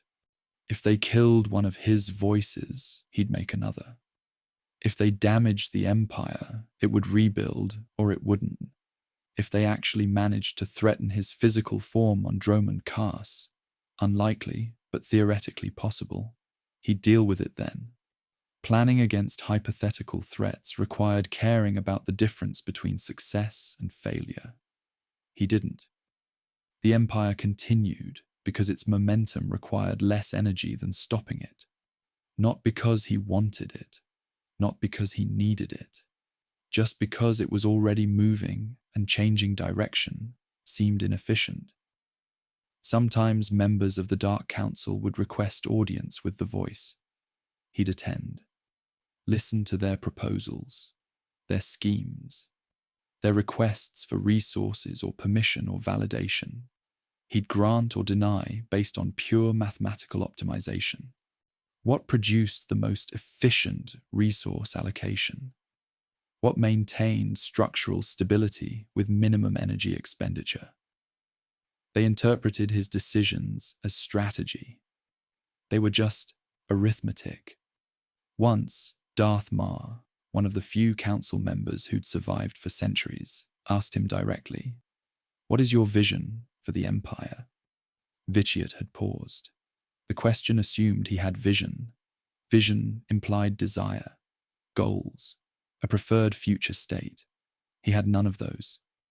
Continuation, he'd said finally. Continuation of what? Of itself. The Empire continues because it exists. Existence is its own purpose. Mar had looked at him strangely. That's circular logic. Yes, that's not a vision. That's just happening. Correct. The Darth had left confused. Vitiate had returned to counting. The conversation had lasted 7 minutes and 43 seconds. Filed away. Forgotten. Irrelevant. He took apprentices sometimes. Not for legacy, not for companionship, for utility. Powerful Force users were useful. They could perform tasks, execute orders, handle problems that required physical presence. He'd train them, teach them techniques, watch them grow stronger. And when they reached a certain threshold of power, when the energy they contained became worth more than their utility as tools, he'd consume them, not dramatically, not in betrayal or rage, just absorption. The way he breathed, the way his heart beat, their power became his, their identity dissolved, their existence converted to fuel. They always seemed surprised, as if they'd thought the training meant something, as if they'd believed they were special. They weren't. They were food that happened to be useful before being eaten. Vitiate felt nothing about consuming them. No guilt, no satisfaction, no sense of waste. Just the recognition that their energy was better spent maintaining his immortality than continuing their individual existence. Efficient, optimal, cold. One apprentice, he'd forgotten her name within a year, had asked him before the end, "Did you ever care about me?" He'd considered the question. No, not even a little. I don't have a little. I have zero. Caring requires emotional capacity I don't possess. Then why train me? You were useful. Now you're more useful as energy. She tried to fight, to escape, failed. Her power joined the vast reservoir inside him. One more drop in an ocean. He counted them all. 17 apprentices over 4 centuries. 17 consumptions. 17 brief moments where he felt the rush of absorbed energy, then nothing again. The pattern held. Sometimes he forgot to speak for decades. The voice would stand in the throne room, silent, while the Dark Council waited for commands. He was simply elsewhere. His consciousness distributed across the galaxy, observing, processing, counting. When he remembered to return his attention to the voice, months had passed. The Council had made their own decisions in his absence. The Empire had continued. Nothing had broken. Proof that his presence was decorative, that the galaxy didn't actually need him to act, just to exist. A symbol, a concept, an immortal emperor presiding over an empire that ran itself. He found this revelation neither comforting nor disturbing, just accurate. He began experimenting further. She's splitting his consciousness more deliberately, not just inhabiting voices, but creating permanent fractures in his awareness. He could be in 3 places simultaneously now, then 5, then 12, each instance of consciousness fully aware, fully functional, fully him. This should have felt like expansion, like becoming more. Instead, it felt like being diluted, like pouring water into an infinite container. The volume increased, but the density decreased. He was everywhere and nowhere, all present and absent, a god with no temple, a consciousness with no center. Sometimes he'd lose track of which body was primary, would spend hours operating 3 voices before remembering he had an original form somewhere, would return to it and find it covered in dust, motionless for months. She's servants too afraid to clean it because they didn't know if it was alive or dead or something else. It was something else. Always had been. He just kept forgetting what. One day, he'd stopped tracking which year. He stood on Dromund Kaas in the eternal rain, his actual body, not a voice.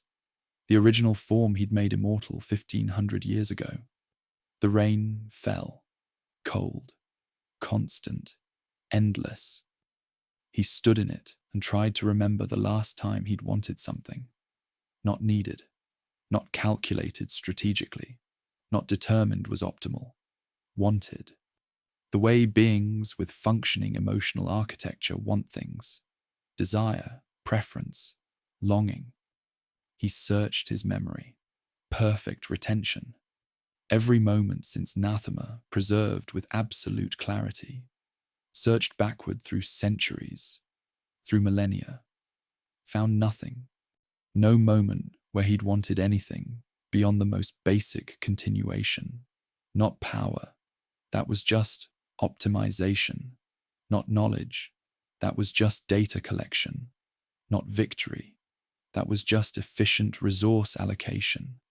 He'd achieved immortality, built an empire, consumed thousands of lives, mastered the Force beyond any Sith in history, and none of it had been for anything except the abstract satisfaction of pattern completion. The rain touched his skin. He felt it, physically.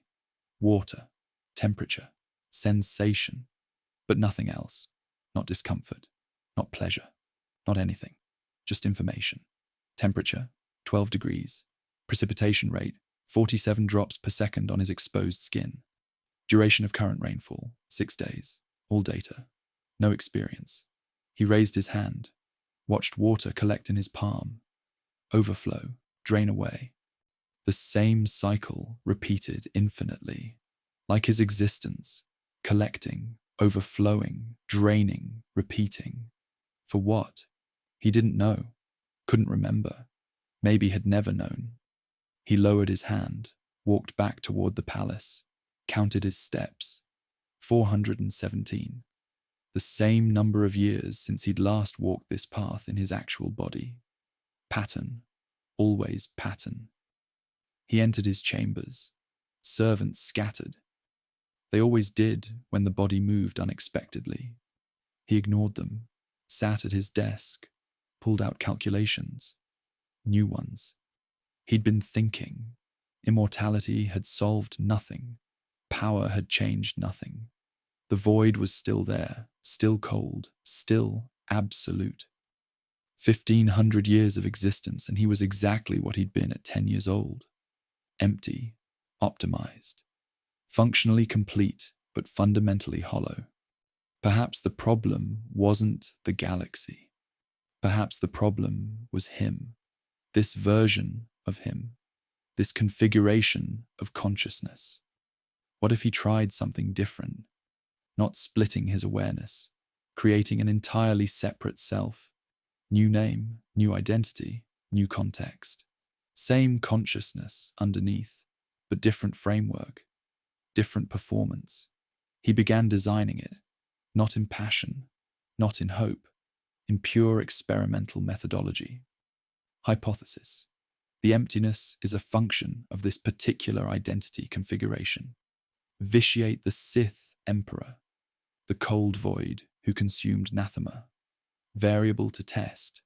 Create alternate identity with different parameters, different presentation, different social context. Predicted outcome. Insufficient data to predict. That's why it's an experiment. He worked through the night. The rain continued outside. He didn't notice, was already elsewhere, already planning, already designing what he would become. Not because it would fix him, he was past fixing, but because the experiment was interesting, because the mathematics might resolve differently, because he had eternity and eternity needed filling with something, even if that something was just more elaborate ways of being nothing. By dawn, he had the framework, a new world, in the unknown regions, far from the empire, a new civilization built from scratch, a new identity, not emperor, not Sith, something else, a name that felt like beginning instead of ending, Valkorion. He tested it, spoke it aloud. The word felt strange in his mouth, foreign, like wearing someone else's voice. Perfect. He stood, left his chambers, left Droman cars, left the Empire to continue its momentum without him. He'd return periodically, maintain the fiction, keep the voices functioning, but his attention was already gone, already traveling to the unknown regions, already building, already counting. The rain fell behind him. The galaxy continued, and vitiate, hollow, deathless, infinite and infinitely empty, walked toward his next experiment, not in hope, just in momentum. The same momentum that had carried him from his father's laboratory to Nathema's silence to 1,500 years of nothing, still carrying him, still moving, still counting. 1, 2, 3, forever. Zakuul rose from nothing, not metaphorically, literally. The world had been empty, primitive settlements, no unified government, no structure, just force-sensitive populations scattered across continents, unaware of their own potential. Valkorion arrived and built civilization the way others build furniture, methodically, precisely, with no attachment to the process, just focus on the result.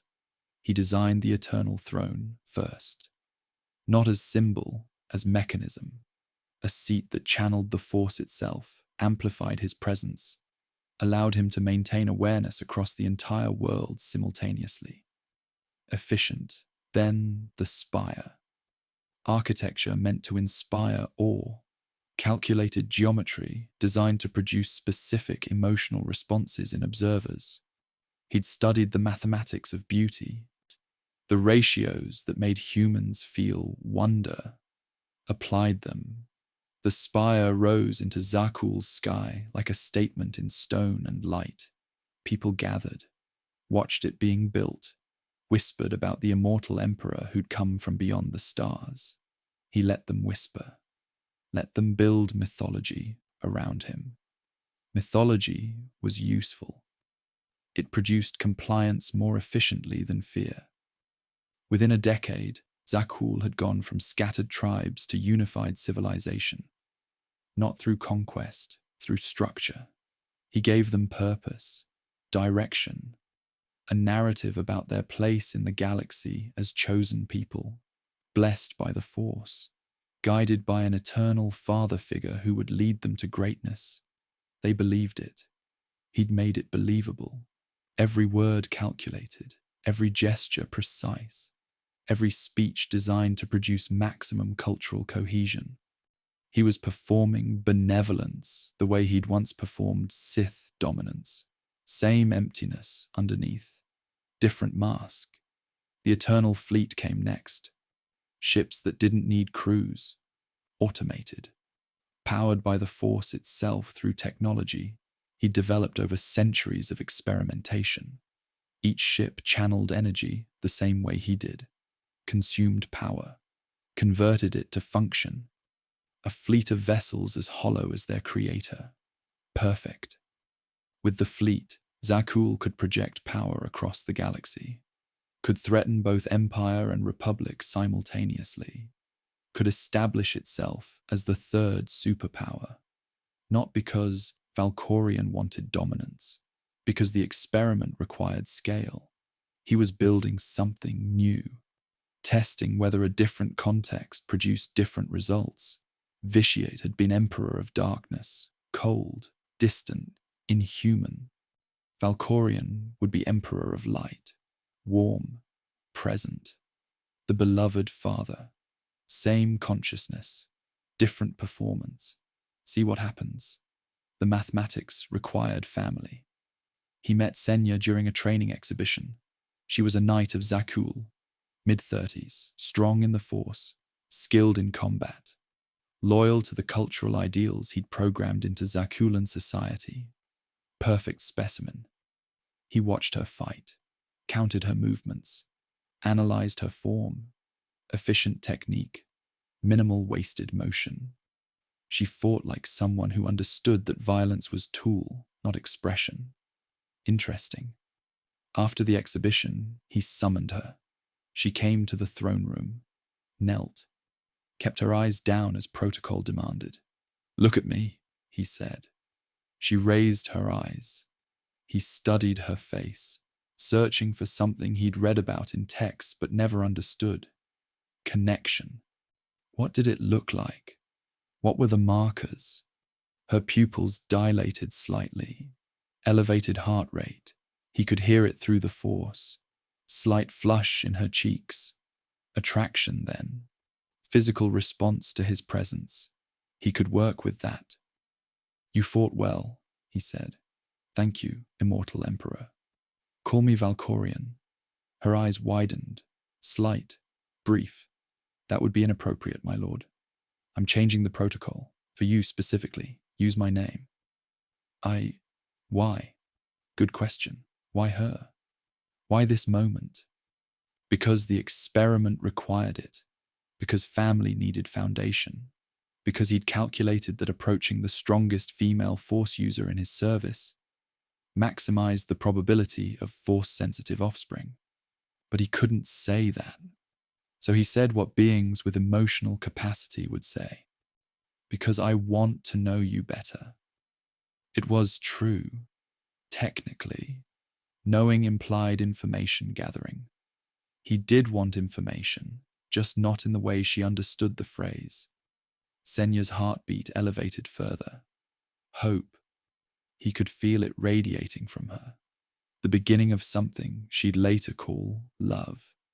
He felt nothing about it, just recognized it as useful.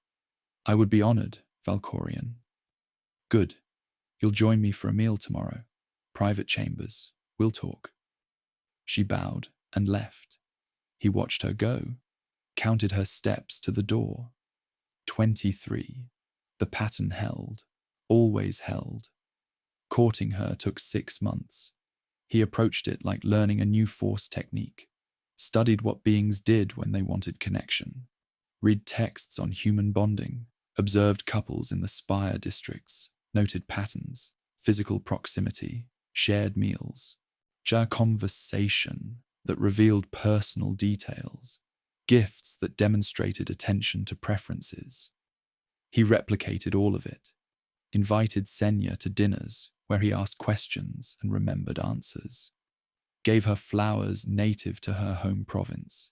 He'd researched which ones, touched her hand during conversations with precisely calibrated timing.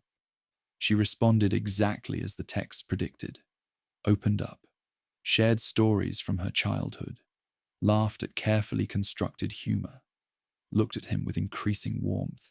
He watched her fall in love like watching a chemical reaction. Input stimulus, output response, predictable, useful, empty. When he proposed marriage, she cried. He'd read that this was normal, joy manifesting as tears. He held her while she cried and felt nothing except the dampness of her tears on his shoulder. Temperature, 37 degrees. Duration, 2 minutes, 43 seconds. All data. They married in a ceremony he'd designed for maximum cultural impact. Thousands attended. The Immortal Emperor taking a wife. A mortal woman elevated to eternity's side. The symbolism was intentional. The reality was experiment. That night, alone with Senya, she asked him, "Are you happy?" He considered the question. "Yes," he lied. She smiled, kissed him. "I love you." "I love you too," he said. The words were sounds. Syllables in correct order. Semantically appropriate response to her statement. Meaningless. She believed them anyway. He counted her heartbeats as she fell asleep beside him. Steady, calm, content. She had what she wanted. He had what the experiment required. Transaction complete. Thexan and Arkan were born 2 years later. Twins. Both strong in the Force. Both healthy.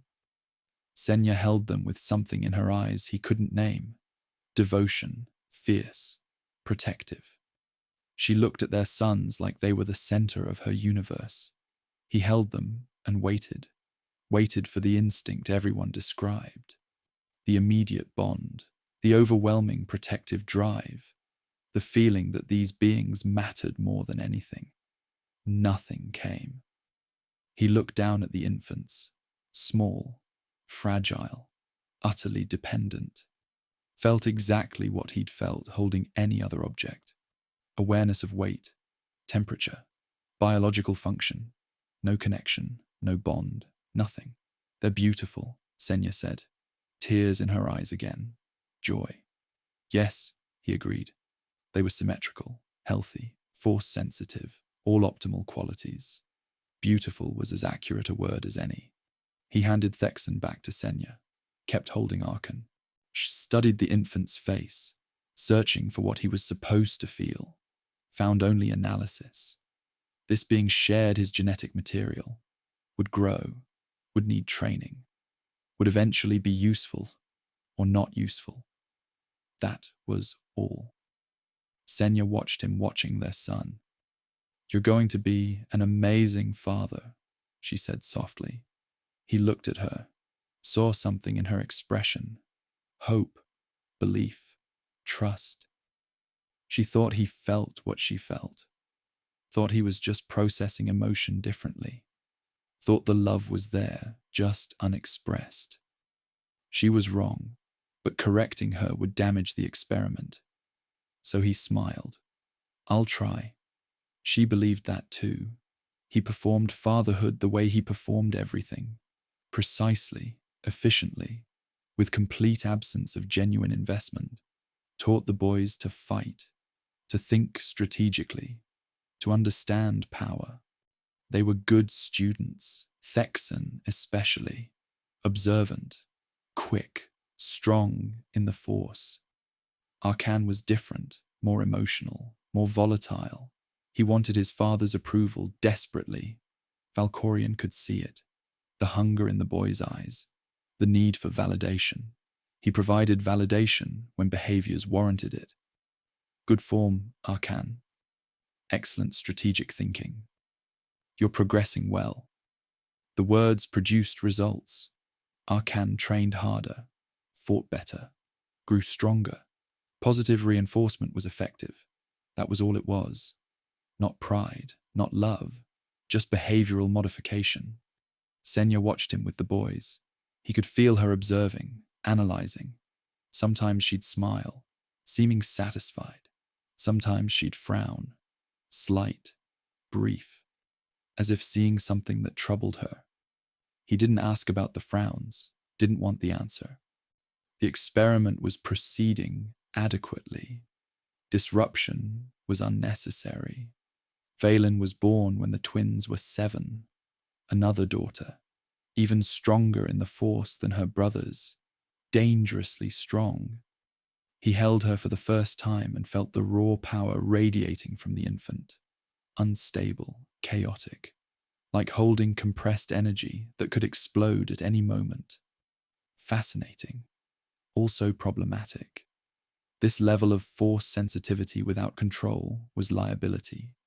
She would need conditioning, training beyond what the boys received, structure to contain the chaos. He looked down at his daughter. She looked back. 3 days old, already aware, already watching. Something in her eyes reminded him of something. He searched his memory, found it, his own reflection, at 3 days old, when his mother had held him and felt the cold. Valen had the same awareness, the same too soon understanding. She was like him. He felt nothing about that realization, just recognized it as data point. Senya took Valen from his arms. She's perfect. She's powerful, he corrected. Yes, our beautiful, powerful daughter. Her power will need management. Senya's smile faded. She's 3 days old, Valkorion. I'm aware. I'm planning ahead. She's our daughter, not a problem to solve. He looked at Senya, really looked, saw something new in her expression, doubt. Children are problems that require solving, he said. Raising them is applied problem solving. I'm good at problem solving. That's not...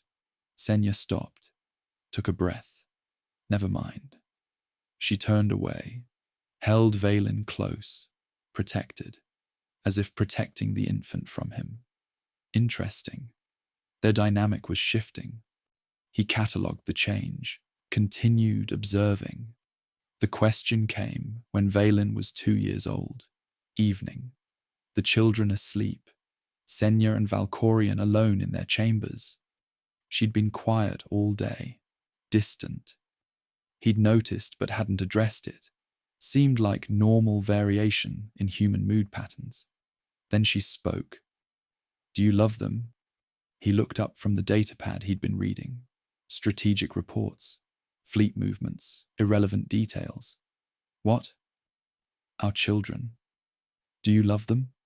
He set the datapad down, considered the question, searched for the answer she wanted, found only truth. "I don't know what that means." Senya went very still. "What?" "Love. I understand it as intellectual concept, attachment, prioritization, emotional investment. But I don't know what it feels like. No, I have no framework for experiencing it. You said you loved me. I said the words because that's what beings say in that context. But I don't feel what you feel when you say them." The silence stretched. 47 seconds. "Then, what do you feel when you look at our children?" He considered lying, decided against it. She was already suspicious. Lies would only delay inevitable recognition. "I feel nothing." "Nothing." Correct. "I observe them. I assess them. I plan their development. But I don't feel connection, or warmth, or the things you describe feeling." Senya stood, backed away from him. "You're saying you don't love our children. I'm saying I don't have the capacity for love. For them, or for you, or for anything. I never have. I thought you understood that. I thought..." Her voice broke. "I thought you were just reserved. That you felt things but didn't show them. That underneath the Emperor, there was a person who cared." He shook his head. "There's no underneath. This is all there is. The Emperor. The function. The performance. There's no person beneath it. There never was." She stared at him. He watched her process the information, watched something die in her eyes. Not dramatic, not sudden, just a light going out. The hope, the belief, the trust, all of it dying quietly. "What are you?" she whispered.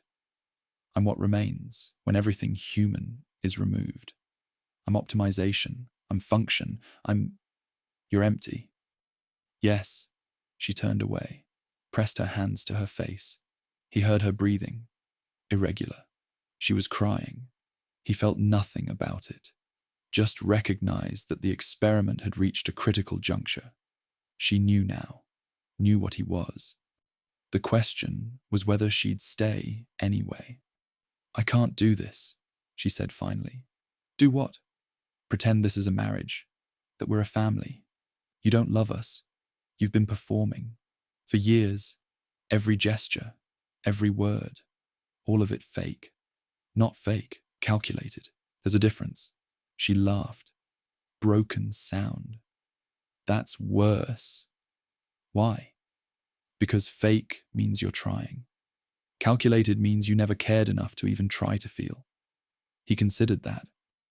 "I can't try to feel something I'm incapable of feeling. That's like asking someone without eyes to try to see."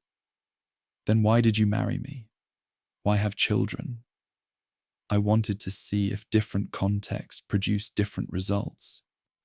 Whether family structure might generate emotional capacity, I lacked. We're an experiment. Yes. Our children are experiments. Yes." She turned back to him. She'd eyes red, face wet. "And what did the experiment teach you?" He met her gaze, answered honestly. "That I'm exactly what I was before. Empty, incapable, unchanged by any variable. The experiment failed." Senya made a sound, part sob, part laugh. "Get out." This is my chamber. Then I'll leave. She walked to the door, stopped, didn't turn around. I'm staying for the children because they need one parent who actually loves them. But I'm done with you. Done pretending you're anything except what you are. Which is a void wearing a crown.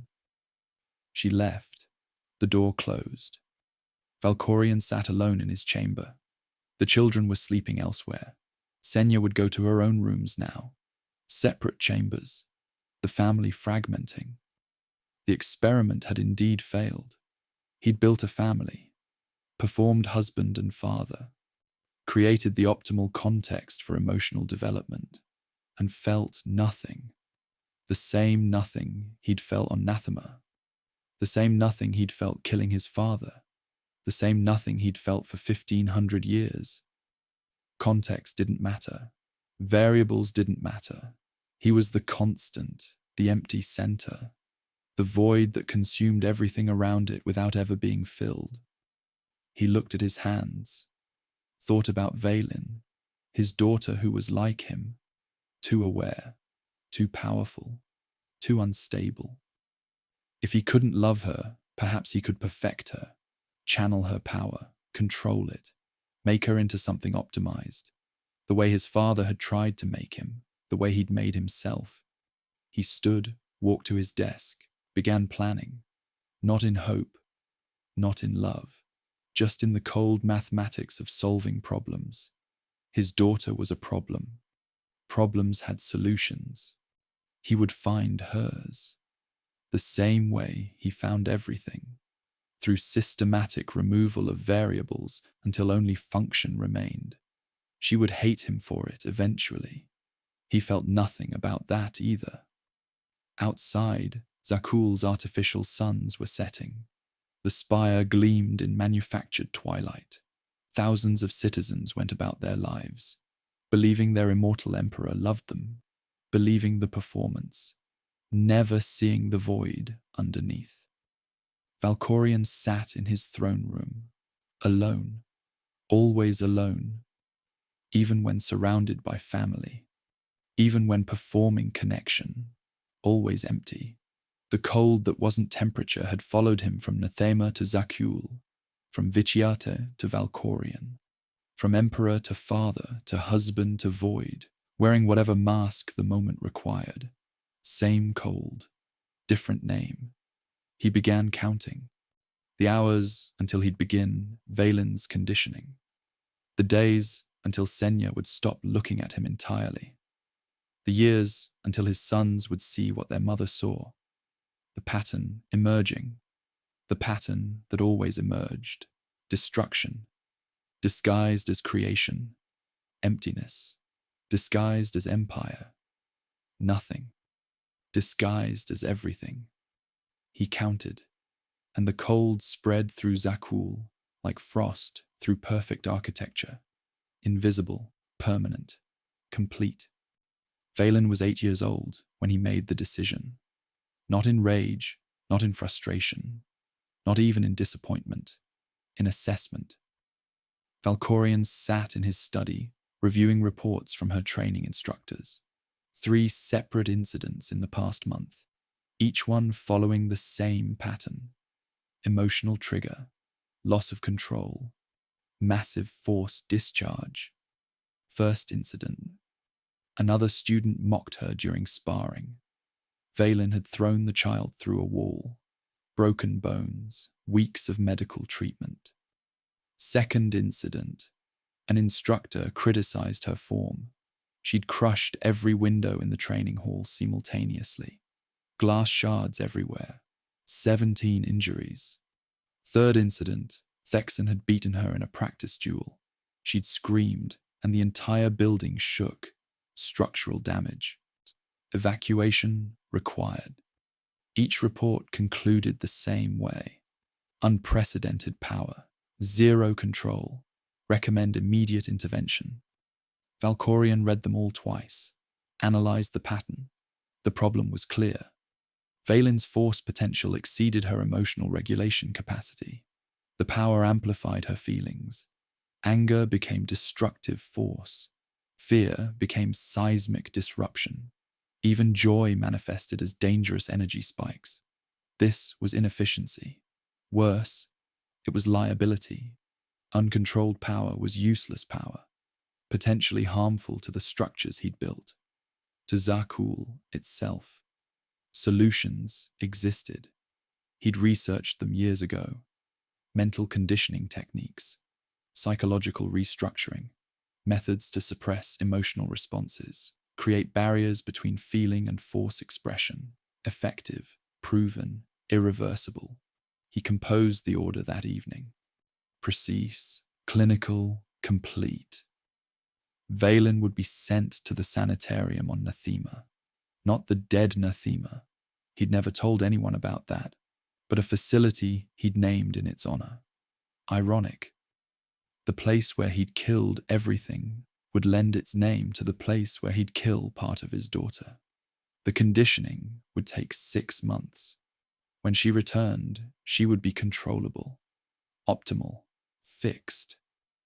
He signed the authorization, sent it, felt nothing about it.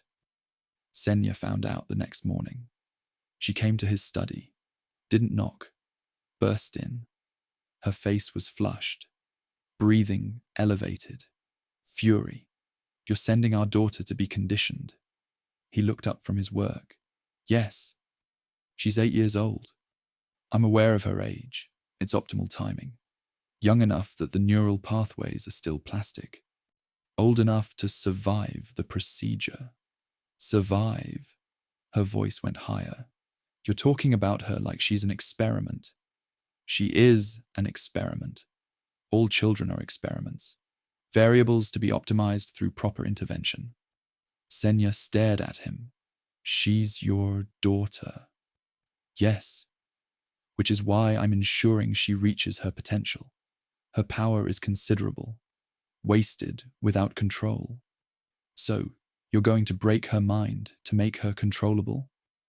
Break is inaccurate. Restructure is more precise. The conditioning creates barriers, limits emotional cascade, allows her to access her power without the destabilizing influence of unregulated feeling. You're going to make her like you. Valkorion paused. The comparison was interesting. No, I lack emotional capacity entirely. Valen will retain emotions. She simply won't be able to express them through the Force unintentionally. Different mechanism. I won't allow this. You have no authority to prevent it. I'm her father. I'm the Emperor. My decision is final. Senya's hands were shaking. If you do this, I'm done. Completely. No more pretending. No more family performance. I'll stay for the boys, but you and I are finished. We've been finished since you discovered what I am. This changes nothing functionally. It changes everything. This is our daughter. This is a problem requiring solution. I'm implementing the optimal solution. She made a sound, choked, broken, then turned and left, slammed the door. Valkorion returned to his work, counted the seconds until his heart rate returned to baseline. 47. The pattern held. They took Valen 3 days later. She fought. Sion screamed, called for her mother. Senya tried to intervene. Valkorion had her restrained by guards, gently, firmly. This is necessary, he told Senya, while their daughter screamed in the background. You're a monster, Senya said. Quiet, certain. I loved you. I thought you could change. I was wrong. You're exactly what you've always been. Empty. And now you're making her empty too. I'm making her functional. You're making her broken. The guards took Valen to the transport. Her screams faded into the distance. Valkorion released Senya. She collapsed, sobbing. He watched her for a moment, felt nothing, then returned to his study. Work remained. He visited the facility once, 6 weeks into the conditioning.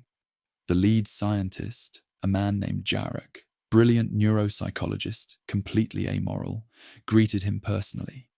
Immortal Emperor. An honor. Would you like to observe today's session? Yes. Jarek led him to an observation room, one-way glass. Beyond it, a chamber, clinical, white walls, restraints. Valen strapped to a chair in the center. She looked smaller than he remembered, thinner. Her eyes were hollow, dark circles underneath. We're making excellent progress, Jarek said. Her resistance is breaking down. The conditioning is taking hold. Show me. Jarek activated the session. Technicians entered the chamber, began the procedure. Valkorion didn't know the details, didn't need to. Something about force dampening fields and neural stimulation and psychological triggers. What mattered was the result. Valen began screaming. Not words, just sound. Raw, primal. The kind of scream that came from somewhere beyond language. Valkorion watched. Analyzed the vocal patterns. Decibel level, 110 to 120 range. Consistent with extreme distress. Duration, extended. She screamed for 4 minutes and 17 seconds before stopping.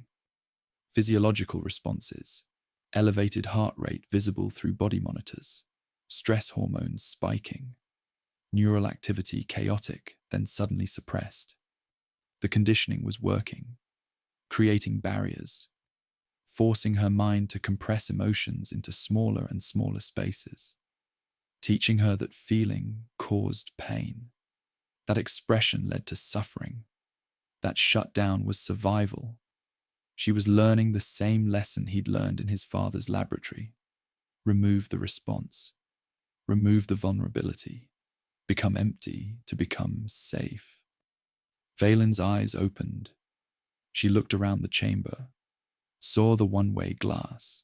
Somehow, through whatever remained of her force sensitivity, despite the dampening fields, she knew he was there, watching.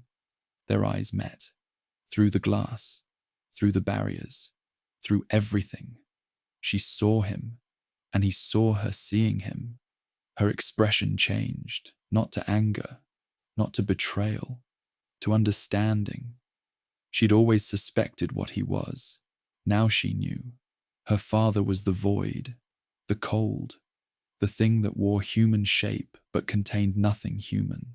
And he was doing this to her deliberately, not accidentally, not through ignorance, through choice, because he looked at his daughter and saw only a problem, only inefficiency, only something to be optimized. Something in her face broke, not her mind, that was breaking slowly, methodically, over weeks. This was faster. The last hope. The final possibility that he might be something other than what she feared. It died in her eyes. He watched it happen, catalogued it. Emotional death in a child occurs in stages. First, denial. Then, desperate hope. Then, recognition. Then, acceptance. Then, nothing. He just witnessed the transition from recognition to acceptance. Interesting. Jarek spoke beside him. Emperor, her vitals are extremely elevated. Should we stop the session? Valkorion watched his daughter, watched her staring at him through the glass, watched her understanding crystallize into something hard and permanent. No, he said. Continue. The technicians increased the intensity. Valen's screams resumed. Valkorion took notes on his datapad. Session duration, response patterns, effectiveness metrics. All data, all useful, all empty. After 17 more minutes, the session ended. Valen slumped in the restraints, unconscious. Excellent progress, Jarek said. Another few weeks and she'll be ready for final integration. Good. Inform me when the conditioning is complete. Of course, Emperor. Valkorion left the facility, returned to Zakuul, filed the visit under completed administrative tasks, moved on to the next item on his schedule. Felt nothing about what he'd witnessed. Just satisfaction that the solution was proceeding optimally. Valen returned home 3 months later, changed. Senya held her, cried, whispered apologies. Valen didn't cry back, didn't respond much at all, just stood there, hollow, present, but absent. Her power was still there. Valkorion could feel it, enormous, contained, controlled. She could access it when needed. But the emotional triggers were gone, the cascade reactions suppressed. Perfect. The conditioning had worked. "Are you happy to be home?" Senya asked desperately. Valen looked at her mother. "I don't know what that means anymore." Senya's face crumpled. Valkorion observed from across the room. His daughter had become what the procedure designed her to become. Functional, powerful, empty of the volatility that had made her dangerous. Optimal outcome. He approached. "Valen, how do you feel?" She looked at him. No fear, no anger, no emotion whatsoever. Just cold recognition. "I feel nothing, Father. Isn't that what you wanted?" "I wanted you controlled. You are. The procedure was successful." "Yes," she said. "Very successful. I'm exactly what you made me." Something in her tone, flat, dead. But underneath, something else. So hatred so pure, it had become cold. She would kill him someday. He knew that. She knew he knew. Neither of them cared. "Good," he said. "Resume your training tomorrow." "Yes, Father." She walked away. Senya watched her go, then turned to Valkorion. "I hope you're satisfied." "I am. The problem is solved. You destroyed our daughter. I optimized her. You made her into a weapon. Yes, an effective one." Senya looked at him with eyes that had nothing left in them. No love, no hope, no anger even. Just exhaustion. "I'm leaving." "Where?" "Not physically. I'll stay. The children need someone. But I'm done with you. Completely. No more shared chambers. No more pretending. I'll perform my role as wife in public. In private, you don't exist to me." "Acceptable?" She laughed. Broken sound. "Of course it's acceptable to you. Everything is acceptable to you. Nothing touches you. Nothing matters. Correct. Do you even understand what you've done?" "Yes. I've ensured my daughter can access her considerable power without destabilizing herself or the civilization I've built. That's optimization. That's monstrosity. They're not mutually exclusive." Senya left, walked to her own chambers, closed the door. That night, Valkorion slept alone, in rooms that had once held a family. The next morning, Thexan and Arkan looked at him differently. Careful, cautious. They'd seen what he'd done to their sister, understood, finally, what their mother had tried to tell them. Their father was not cruel. Cruelty required emotion. He was something worse. He was empty. And he would optimize anything, anyone, if the mathematics supported it. Even them. Especially them. So Valkorion noticed the change in their behavior, catalogued it, filed it under expected outcomes. Children feared what they didn't understand. They didn't understand him. Therefore, they feared him. Logical, irrelevant. The Empire continued. Zakuul thrived. The Eternal Fleet expanded. His family fractured completely, and he felt nothing about any of it. He'd given them everything: training, power, resources, protection, purpose, structure, direction, optimization, everything that mattered. He didn't know, couldn't know, that none of those were what children needed. That children needed warmth, needed connection, needed someone who saw them as people instead of variables. Someone who loved them not for what they could become, but for what they were. He'd given them everything except that. Everything except the one thing that mattered. And now they were broken. All of them. His wife, his daughter, his sons. Fractured family orbiting an empty center. A void wearing a crown. A father who had never been father. A husband who had never been husband. A man who had never been man. Just optimization. Just function. Just cold. Valkorion sat in his throne room that night. Alone. Perfectly alone. The way he'd always been. The way he would always be. Counted the silence. Counted the hours. Counted the years until everything he'd built would collapse. Not because he cared about the collapse. Just because patterns were patterns. And this pattern led inevitably toward destruction. He'd broken his family the way his father had broken him. With precision. With purpose. With complete absence of understanding that breaking people didn't make them stronger. It just made them broken. But he would never understand that. Understanding required empathy. Empathy required emotional capacity. He had neither. Would never have either. Was exactly what he'd been at 6 years old in his father's laboratory.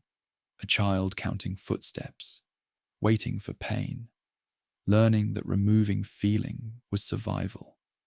Never learning that survival without feeling wasn't life. Just continuation. Just momentum. Just empty forever.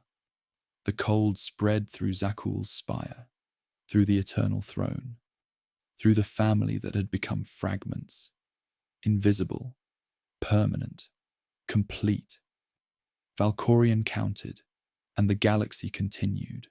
And nothing changed, and nothing ever would. 23 years after Valen's conditioning, Valkorion stood at the pinnacle of everything he'd designed. Zakuul dominated known space. The Eternal Fleet, 300 autonomous warships, patrolled every major hyperspace route. Both the Sith Empire and the Galactic Republic had signed treaties that were functionally surrenders. Tributary relationships masked as alliances. The galaxy bent around his will. 2 empires, 3 civilizations, countless billions living under systems he'd architected. Immortality secured, power absolute, legacy ensured. He felt exactly what he'd felt at 6 years old, hiding from his father's footsteps. Nothing.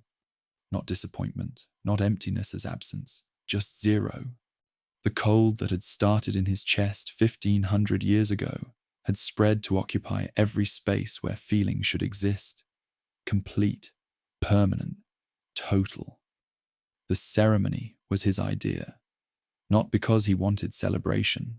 Wanting implied desire. But the people needed ritual, needed spectacle, needed moments where their immortal emperor manifested physically, confirming the mythology they'd built around him. Efficient governance required occasional performance. So he performed. Stood on the spire's highest balcony. Zakuul's artificial suns positioned perfectly behind him. Visual symbolism calculated for maximum impact. 100,000 citizens gathered below. They began chanting his name. Valkorion! Valkorion! Valkorion! 100,000 voices in synchronization. He listened, not to the meaning, not to the devotion, to the acoustics, sound waves traveling through atmosphere, frequency patterns, the way the syllables overlapped, creating harmonic resonance, interesting mathematical properties in crowd vocalization.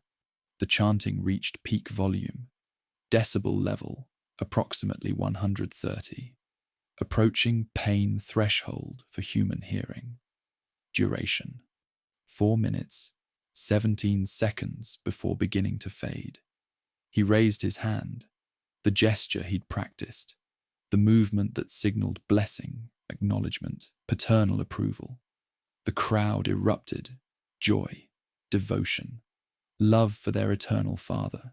He watched their faces. analyzed the expressions, catalogued the emotional displays, tears, laughter, raised hands, bodies pressed together in collective ecstasy. They were experiencing something he'd never touched: belonging, shared purpose, connection to something larger than individual existence. He studied it the way a scientist studies a phenomenon in a language they don't speak. Interesting, irrelevant, empty. After exactly 17 minutes, optimal duration for public appearance before diminishing returns, he withdrew, returned inside. The crowd's noise faded behind walls. Silence resumed. He stood alone in the corridor and felt nothing about the transition.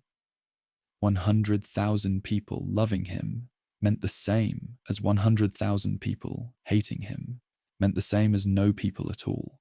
Zero, always zero. Arkan requested a private meal. Rare. His son usually avoided him, but the request came through formal channels, proper protocol. Valkorion accepted. They sat across from each other in a small dining chamber. Not the staterooms, somewhere intimate, personal. At Arkan's choice, food arrived. Traditional Zakuulan preparation, careful presentation. Valkorion ate, analyzed the chemical composition while chewing. Protein structure, adequate. Seasoning, 17 distinct compounds, primarily sodium chloride and capsaicin derivatives. Temperature, 67 degrees, optimal for consumption. Across the table, Arkan wasn't eating, just watching. "You wanted this meal," Valkorion observed, "but you're not consuming the food." "I wanted to talk." "We're talking." "No. You're analyzing. I'm trying to connect. Different activities." Valkorion set down his utensil. "What do you want to discuss?" Arkan hesitated. His heartbeat elevated, audible through the force. Nervous system activation. Preparing for something difficult. "Do you remember Thexan?" "Yes." "Do you remember sending us to Korriban? The mission where he died?" "Yes." "Do you remember what you said when I came back alone?" Valkorion searched his memory. Perfect retention. The conversation was there. "I said, the mission's success indicates adequate strategic planning. Thexan's death is regrettable loss of capability." Arkan's jaw tightened. "Do you understand how that sounded?" It sounded accurate. The mission's succeeded. Thexan's capabilities are now unavailable. Both statements factual. He was your son. Correct. He was my brother. Also correct. And you felt nothing when he died. Correct. Arkan stared at him. "Why did you send us? Why that mission specifically? We were 23 years old, barely adults. There were older, more experienced operatives available." Valkorion considered the question. The truth was simple. He answered honestly. "Because the mission required capabilities you both possessed. Force sensitivity, combat training, youth, useful for infiltration scenarios. You were optimal resources for the objective. We were your children. That doesn't change the resource optimization calculation. It should." "Why?" Arkan's hands were shaking. "Because fathers are supposed to protect their children, not use them as tools. That's emotional reasoning, inefficient. You had capabilities. The mission required those capabilities.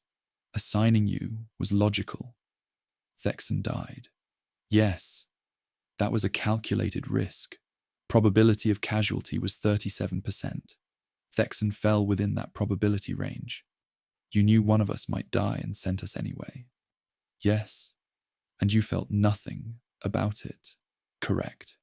Arkan stood. His chair scraped against the floor. Loud, sharp. "I've tried," he said, voice tight. controlled. For 23 years, I've tried to understand you, to see the father everyone says exists underneath, to find the person who might care that his son is dead. There is no underneath. I've explained this to your mother, to Valen. Now to you. What you see is complete. There's nothing hidden, no secret humanity waiting to emerge. Then what are you? I'm function. I'm optimization. You're nothing. Arkan's voice broke. You're a void pretending to be a person, and I'm done pretending you're anything else. He turned to leave. Valkorion watched him go, counted his footsteps to the door. 23. The pattern held, always held. Alone in his chambers that night, Valkorion attempted an experiment. He tried to remember the last time he'd experienced satisfaction. True satisfaction. The feeling everyone described, the sense of achievement, of completion, of something mattering. He searched his memory, backward through decades, centuries, millennia. After Nathema, nothing. Just relief the calculation had worked. Not joy, not satisfaction, just confirmation. After claiming Zakuul, nothing. Just recognition that the structure was stable. After marrying Senya, nothing. Just completion of protocol. After his children's births, nothing. Just acknowledgement of successful reproduction. After military victories, nothing. Just updated strategic assessments. He searched further back, before Nathema, before Vitiate, to Tenebrae, to his father's death. Nothing there either. Further, to the first time his father hurt him, the moment he'd decided to remove the pain response. Had there been something before that? He searched the memory carefully, examined 6-year-old Tenebrae strapped to a table, instruments breaking skin, father taking notes. Found the moment, the instant before he decided to stop feeling. Was there something there? Fear, pain, confusion, emotions, yes, but not satisfaction. Not the thing he was searching for. He'd never experienced it. Not once. Not ever. 1,500 years of existence, and he had never, not even for a moment, felt satisfied. The closest he came was the instant before consuming a Force user. That moment when their power flowed into him. When potential became his. When the void temporarily filled with energy before draining again into emptiness. But that wasn't satisfaction. That was just continuation. Just the momentary fullness before the hunger resumed. He sat in his chamber, immortal, powerful, emperor of multiple civilizations, and completely, utterly, absolutely empty. This should have troubled him. It didn't. Trouble required caring about the difference between emptiness and fullness. He didn't care, just recognized it as data point, another confirmation that nothing would ever change, that the void was permanent, that optimization didn't create meaning, just more efficient emptiness. Arkan came for him 3 days later, burst into the throne room, lightsaber ignited, a face twisted with something Valkorion recognized intellectually as rage. You killed my brother. Valkorion stood from the throne. No, hostile forces on Korriban killed him. I assigned the mission, not the same action. You sent him to die. I sent you both to complete an objective. His death was probability, and not intention. You don't care. Arkan advanced. You never cared. About him, about any of us. Correct. Say it. Tell me what you are. I'm exactly what I've always been. Function without feeling, power without purpose, continuation without meaning. You're a monster. That word requires moral framework. I have none.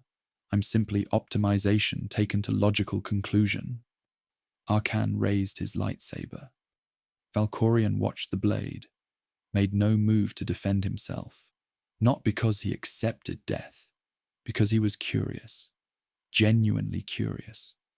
What happened if his son succeeded? His consciousness was distributed, fragmented across multiple vessels. The voice on Dromund Kaas, the presence in the Eternal Throne, fragments in various force sensitives across the galaxy. This body was primary, but not necessary. If it died, would the consciousness simply relocate? Or would something else happen? He didn't know. He wanted to know. So he stood still, watched his son approach, counted the seconds. 7, 6, 5. Arcan struck. The lightsaber blade entered Valkorion's chest. Precise, fatal, through the heart. Pain registered. Interesting sensation. He hadn't felt physical pain in centuries, had forgotten the sharp clarity of it. His body fell, knees first, then forward. The throne room floor was cold against his face. He could see Arcan's boots, standing over him. His son was saying something, screaming. The words didn't process.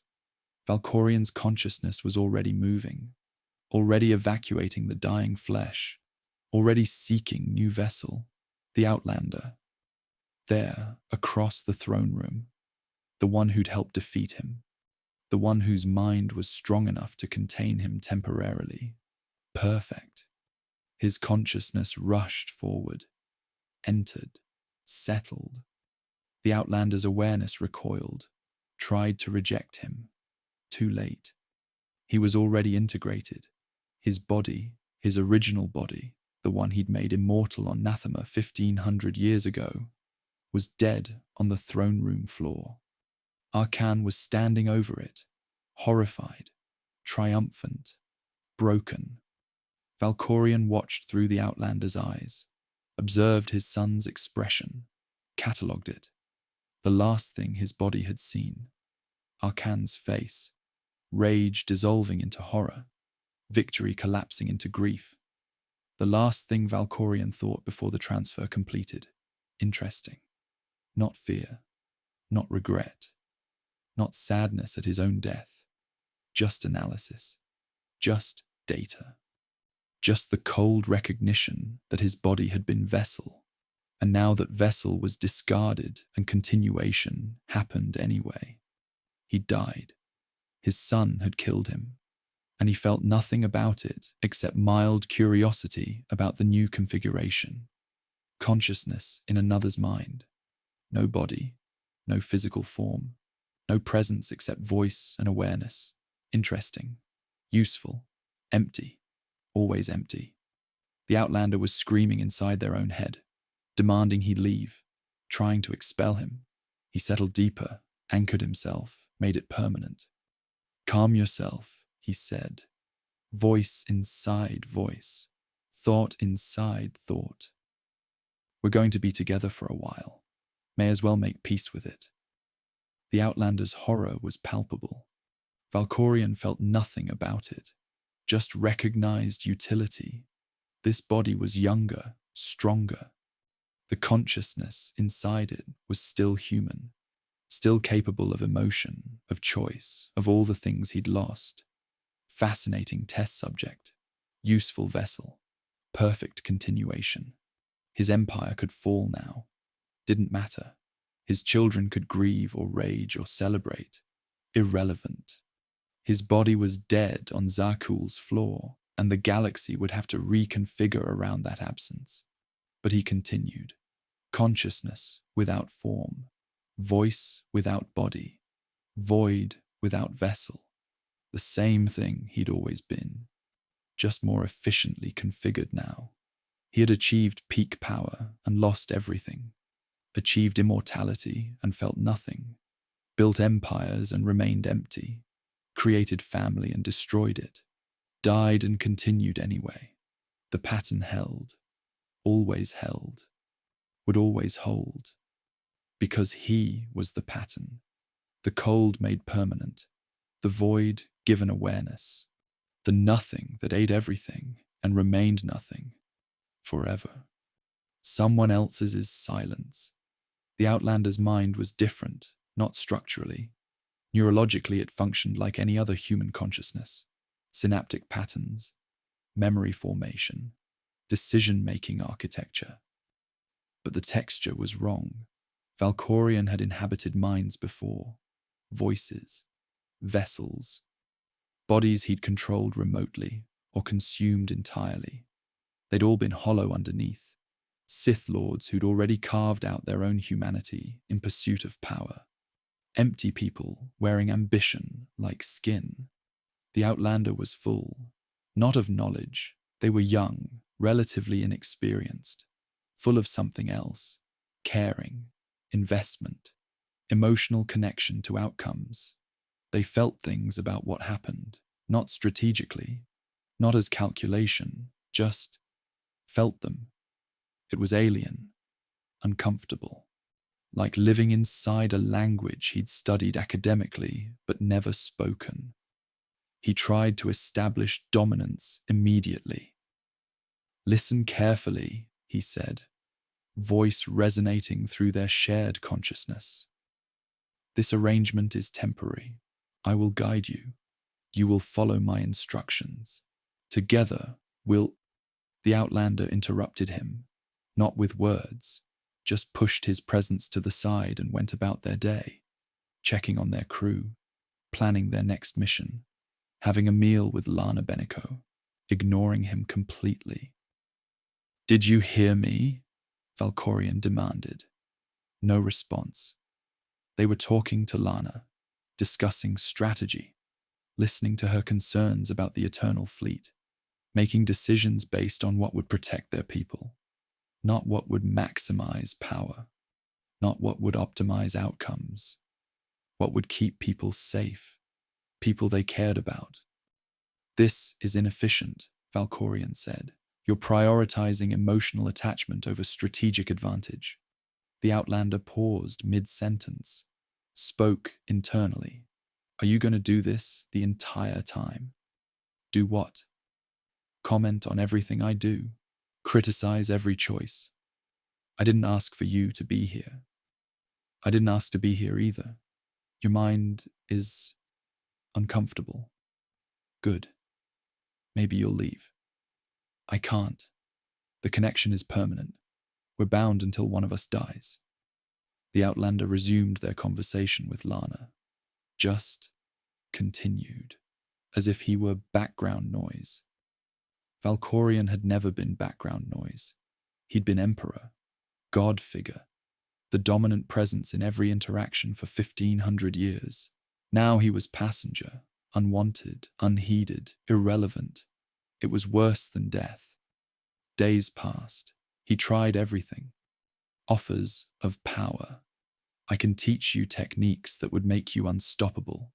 Force abilities beyond anything the Jedi or Sith have achieved." The Outlander: "I don't want to be unstoppable. I want to help people. Threats: I can make this unbearable. Constant noise in your head. Disruption of your thoughts. Interference with..." The Outlander: "You're already doing that. I'm managing. Bargains. Help me regain physical form. I'll give you anything you want. Resources, knowledge, power." The Outlander: "I want you gone. Can you give me that?" "No. Then we have nothing to discuss." He watched them make decisions. Every single one contradicted his philosophy. Arcan attacked. The Outlander defeated him, had him disarmed, vulnerable. Valkorion: "Kill him. He's too dangerous. He murdered me. He'll betray you eventually."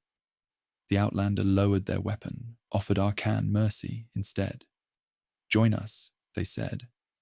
"Help us fix what your father broke." Arcan stared, disbelieving, then collapsed. Broken, accepted. Valkorion watched this happen with something close to shock. "That was tactical error," he said. "You just gave a weapon to someone who will turn on you." The Outlander: "He's not a weapon. He's a person, one you broke. I optimized him. You destroyed him. Just like you destroyed everyone around you." Destruction implies waste. I created efficiency. You created emptiness. The Outlander walked away from the confrontation. Arkan followed. Days later, Arkan fought beside them. Effective, loyal, grateful. Valkorion had to recalculate. The mercy had worked. Compassion had produced better outcomes than execution would have. That shouldn't be possible, but it was happening. Vaylin was worse. The Outlander found a way to break her conditioning. Valkorion screamed inside their mind, "Don't. Her power unconditioned is catastrophic. She'll destroy everything." The Outlander, she'll be free. Freedom for her is death for thousands. She deserves the choice. Choice is luxury for people with control. She has none. Because you took it from her. They broke the conditioning anyway. Vaylin's mind shattered the barriers he'd built. Her power erupted, unstable, chaotic. Everything he'd feared. But the Outlander didn't try to control her, didn't try to contain the chaos. Just stood there and said, "I know what he did to you. I'm sorry. You deserved better." Vaylin collapsed, crying, screaming, feeling everything she'd been locked away from for decades. It was horrifying. It was messy. It was human. The Outlander held her while she broke, offered nothing except presence. No solutions, no fixes, no optimization, just witness to her pain. And somehow, impossibly, it worked. Vaylin didn't destroy everything, didn't rampage, just grieved. For the childhood stolen, for the father who'd never been father, for the void where love should have existed. Weeks later, she fought beside them too, still powerful, still dangerous, but choosing her targets, choosing her path, free. Valkorion watched and couldn't process it. "This is impossible," he said. The Outlander, "Why?" "Because broken things stay broken. I've observed this for 1,500 years. Damage is permanent. People don't heal. People heal when someone gives them space to heal. That's sentiment, not data. You wouldn't know data from sentiment if it killed you, which it did." He went quiet after that. The Outlander rebuilt alliances, Republic, Empire, Zakuul, brought them together despite centuries of hatred. Valkorion criticized every choice. Dominate them. Fear produces compliance more efficiently than cooperation. The Outlander. Fear produces rebellion. Cooperation produces stability. Cooperation requires trust. Trust is vulnerability. Trust is strength. No, trust is the weakness others exploit. Is that what your father taught you? Valkorion stopped. The question hit differently. The Outlander continued. When you were 6, when he was hurting you, did you trust him? No. Did that lack of trust make you stronger? Yes. It taught me that attachment was vulnerability. It taught you that love was dangerous. So you removed your capacity for it and called that strength. It was strength. Then why are you here, in my head, powerless, watching me do everything you said was impossible? He had no answer. The Outlander kept building, kept connecting, kept choosing people over efficiency, and it kept working. Not perfectly, not without cost, but working, producing outcomes his methods never achieved, creating loyalty that fear couldn't generate, building structures that didn't require his constant presence to maintain. He watched it all, and slowly, agonizingly, began to see, not with revelation, not with sudden clarity, just gradual recognition. He had been wrong, not about the mathematics. Those were correct, about what mattered. He'd spent 1,500 years optimizing for power, for continuation, for efficiency, and achieved perfect emptiness. The Outlander optimized for connection, for meaning, for relationship, and achieved something he couldn't name, something he'd never touched. Purpose. Not purpose as function, purpose as mattering. They cared about outcomes, not because they were strategic, but because they cared about the people those outcomes affected. They fought not to win, but to protect. They led not to dominate, but to serve. Everything he'd called weakness was their strength. Everything he'd called strength was his wound. He'd cut away his humanity and called it transcendence. They'd kept their humanity and called it nothing special, just being human, just caring, just choosing connection over void, and it worked better than anything he'd ever designed. The recognition didn't change him. He was too far gone for that. 1,500 years of emptiness couldn't be undone by observation. But it clarified. He wasn't superior, wasn't evolved, wasn't transcendent. He was amputated, broken in ways that had become permanent. The void wasn't strength, it was absence. The absence of everything that made existence worth existing. He made his final play on Zakuul. The Outlander had come to confront what remained of his presence in the Eternal Throne, the realm between consciousness and force, where his awareness still anchored, last fragment of his power. He manifested, not physically, but present, visible, faced them in the space of pure thought. "I can give you everything," he said. The Outlander stood across from him, weapon ready, eyes tired. "I don't want everything. Unlimited power, immortality, everything I achieved. It could be yours. And just let me in completely. Full possession. We merge, become one being.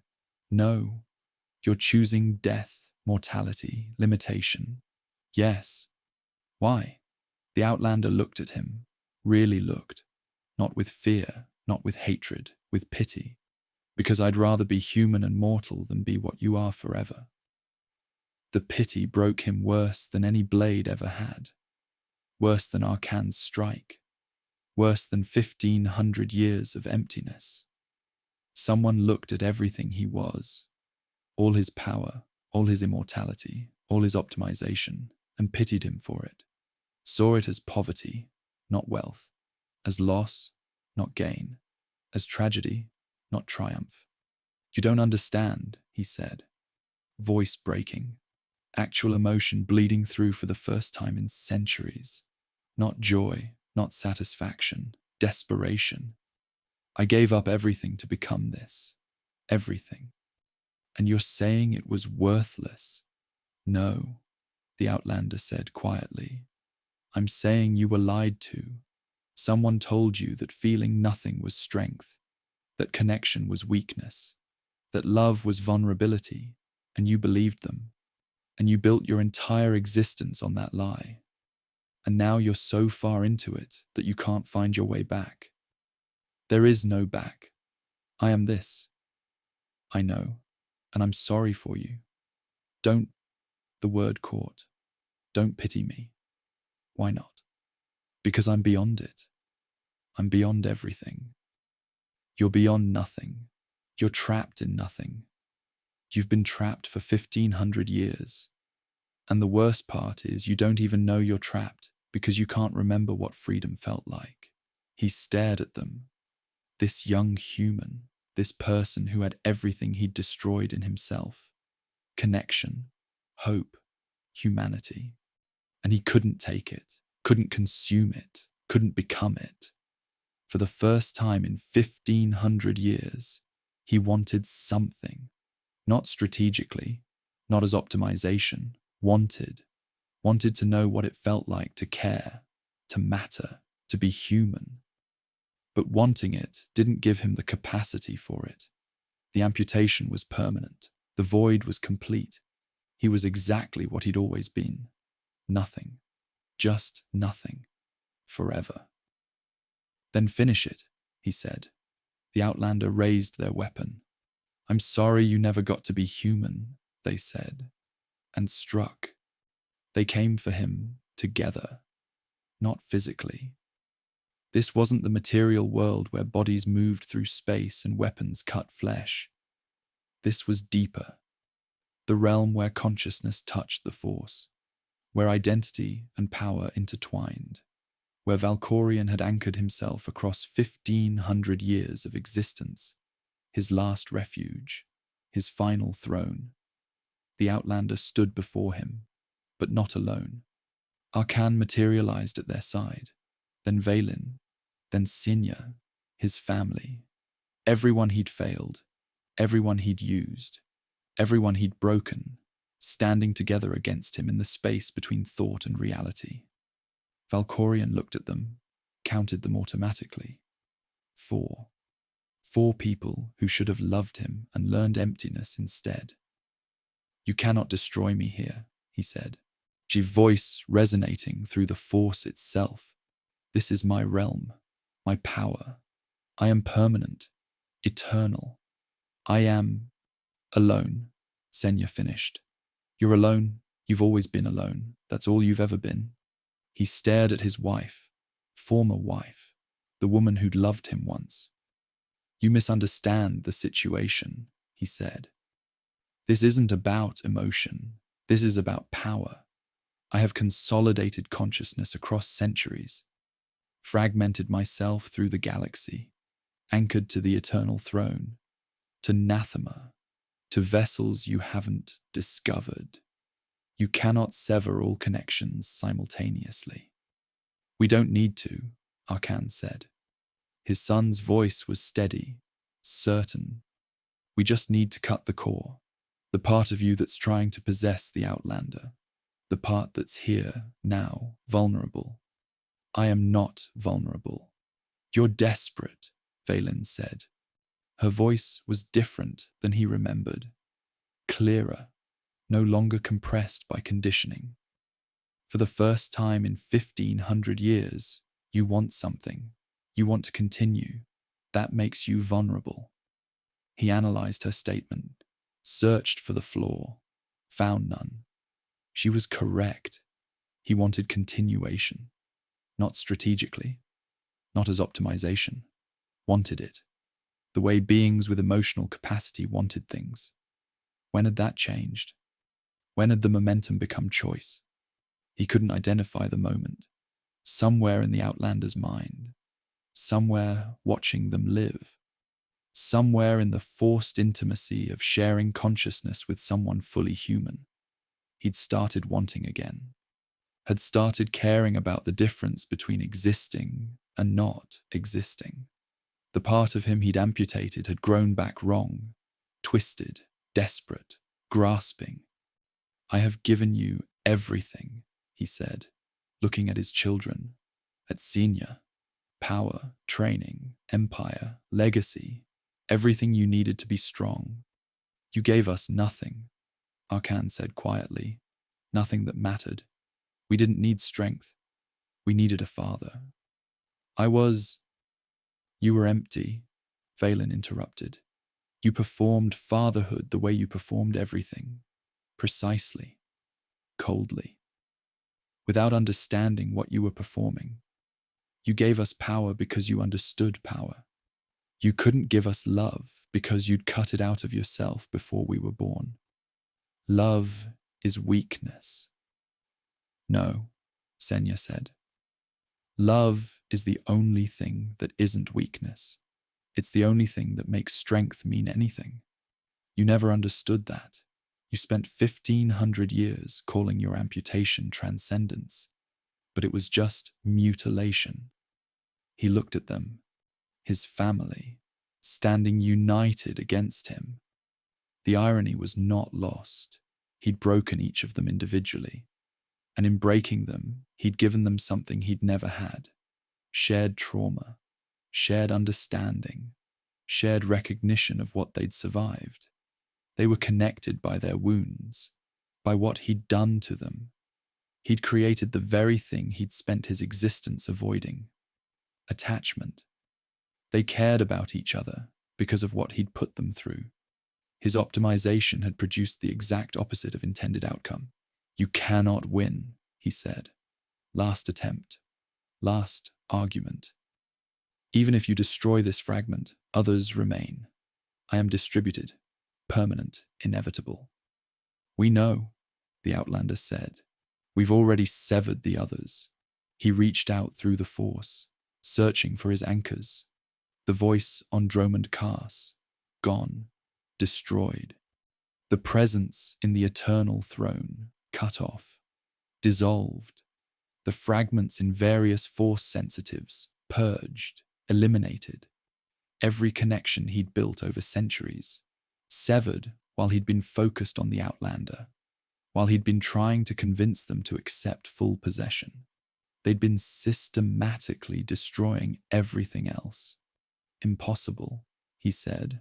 I would have felt. You were distracted, Arkan said.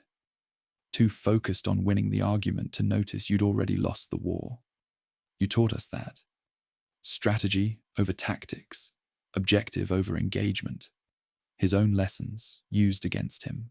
Perfect irony. I have nothing left to offer you, he said. Not question, recognition. No, Senya agreed. You don't. No power you want. No knowledge you need. Nothing, Valen confirmed. He looked at each of them, his wife, his son, his daughter, the stranger whose mind he'd invaded, saw the truth in their eyes. He had lost, not because they were stronger, because he had nothing they valued. Everything he'd accumulated, power, immortality, knowledge, empire, meant nothing to them. They wanted what he couldn't provide, what he'd destroyed in himself before they were born. Humanity, connection, love. The things he'd called weakness were the only currency that mattered. And he was bankrupt, completely, permanently.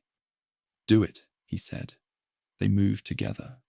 4 wills unified, 4 consciousnesses acting as one. They began severing him from the Force itself, not killing him. He'd never been truly alive, unmaking him, dissolving the bonds that held his awareness together. He felt himself fragmenting, not painfully, not violently, just separating. The connections that had held Valkorion together for decades, vitiate for centuries, Tenebrae for millennia, all of them loosening. He tried to speak, to manipulate, to bargain, to offer something, but every word felt hollow, even to him, especially to him. What could he say that would matter? What argument could he make that wasn't just more emptiness? He had nothing, had always had nothing, had spent 1,500 years pretending the nothing was something, the void pretending to be emperor, the absence pretending to be power, the wound pretending to be God. Valen struck the final blow. Her power, unconditioned, chaotic, fierce, cut through the last thread binding him to existence. He felt it sever, expected pain, expected fear, expected something, found only what he'd always found. Nothing. He didn't scream, didn't curse, didn't rage against the ending, just dissipated consciousness, fragmenting into pieces too small to maintain identity. Awareness dissolving into the Force like salt in water. The cold that had defined him for 1,500 years began to fade. Not slowly, quickly. Warmth rushing back into spaces he'd occupied. The galaxy exhaling. The Force healing. The wound closing. He was gone, truly gone. For the first time since Nathema. The thing that called itself Vitiate, Valkorion, the Sith Emperor. Simply stopped. Zakuul rebuilt. The Outlander helped them transition, from dictatorship to republic, from fear to cooperation. It took years, generations, but slowly the city-planet healed. The Eternal Throne was dismantled, its power distributed. No single person would hold that much authority again. The spire remained. She monument to what had been, reminder of what to avoid. Arkan and Valen stayed, helped rebuild what their father had broken, not as rulers, as servants, paying back what they could never fully repay. Senya watched them, proud, sad, grateful they'd survived, grateful they'd found each other. The family he'd tried to create through calculation had formed despite him, through shared trauma, through healing together, through everything he'd lacked the capacity to give them. They were whole, not undamaged, not unmarked, but whole, connected, human, everything he'd never been. Nathema remained dead. The Force didn't heal it, couldn't heal it. The wound was too deep, too absolute. But the galaxy grew around it, the way skin closes over scar tissue that won't regenerate. The dead planet became memorial. Warning. This is what happens when hunger becomes philosophy, when emptiness becomes empire, when the void learns to speak. Ships avoided the system. Jedi who ventured close felt the wrongness, the permanent absence, the place where life had been and would never be again. They called it Nathema's silence. They didn't know the silence had a name, had been a person once, had been a child who counted things to survive. They just felt the cold and left quickly. And the galaxy slowly forgot the details, forgot Vitiate, forgot Valkorion, forgot the Sith Emperor who'd consumed a planet and built empires on emptiness, remembered only the lesson. Some hungers can never be filled. Some wounds cannot heal. Some voids consume everything and remain void. But somewhere in the Force, where consciousness goes when identity ends, there was a fragment. Not Vitiate, not Valkorion, just Tenebrae, the child, before the optimization, before the amputation, before the cold. The boy who'd counted his father's footsteps, who'd wanted his mother to hold him, who'd hoped someone would choose him, before he learned that hope was weakness, that love was vulnerability, that feeling anything was failure. For one moment, one infinite, impossible moment, the fragment remembered his mother's voice before his father made her scream, soft, gentle, singing something he couldn't quite hear. The memory wasn't real, couldn't be real. His memory was perfect. This song had never happened. But the Force was kind sometimes, in its way, and in the space between being and nothing, the fragment heard it. The lullaby that could have been. The mother who could have loved him. The child who could have been loved. The life that could have happened if his father had been different, if the galaxy had been kinder, if love hadn't looked like weakness to a 6-year-old being tortured. The fragment felt something, not emotion. It had no capacity for emotion, just recognition. This is what he'd lost. This is what 1,500 years of power couldn't replace. This is what immortality cost. The warmth of being chosen, the safety of being held, the simple human knowledge that you mattered to someone, not for what you could do, just for what you were. The fragment tried to hold the memory, but it was already dissolving. Consciousness too small to maintain awareness. Identity too broken to continue. The Force taking back what had always been borrowed. The fragment faded, not into cold, into nothing. The real nothing. Not the nothing he'd created. Not the void he'd become. Just the nothing that was always waiting. The nothing that held no hunger, no cold, no pain. Just silence. True silence. The silence before sound. The stillness before motion. The peace before existence. And in that nothing, for the first time in 1,500 years, Tenebrae rested. The Outlander stood on Zakuul. Years had passed since the confrontation. They were older now, scarred, changed by what they'd carried. They stood on a balcony overlooking the city, felt the wind on their face, and noticed something. The air was warmer than it should be, not temperature, something else. the absence of an absence. Something that had been pressing down on the galaxy. Something they'd carried in their mind for so long they'd stopped noticing it. Was gone. The cold that wasn't temperature. The void that consumed without being present. The nothing that had worn so many names. It was over. Truly over. They didn't know why they were crying. Didn't understand the relief flooding through them. Just stood there while tears fell, and the warm wind continued, and Zakuul lived below them, alive, thriving, free. Whatever he'd been, whatever void had spoken through Emperor's voices for 1,500 years, it was gone. The Force remembered what he'd done, what he'd cost, what he'd destroyed. The scars would remain. Nathema would always be dead. The people he'd consumed would never return. But the galaxy would continue, would heal around the wound, would forget his name eventually, would remember only the lesson. And maybe that was mercy. Maybe that was justice. Maybe that was just what the Force did with things too broken to continue. Remembered the wound, forgot the monster, and moved on. The Outlander wiped their eyes, turned from the balcony, walked back inside. Life continued. For them, for Zakuul, for the galaxy. Without him. Finally. Completely. Forever. And somewhere in the Force, where memory lived beyond identity, the echo of a child counting footsteps faded into silence. 1, 2, 3. Nothing.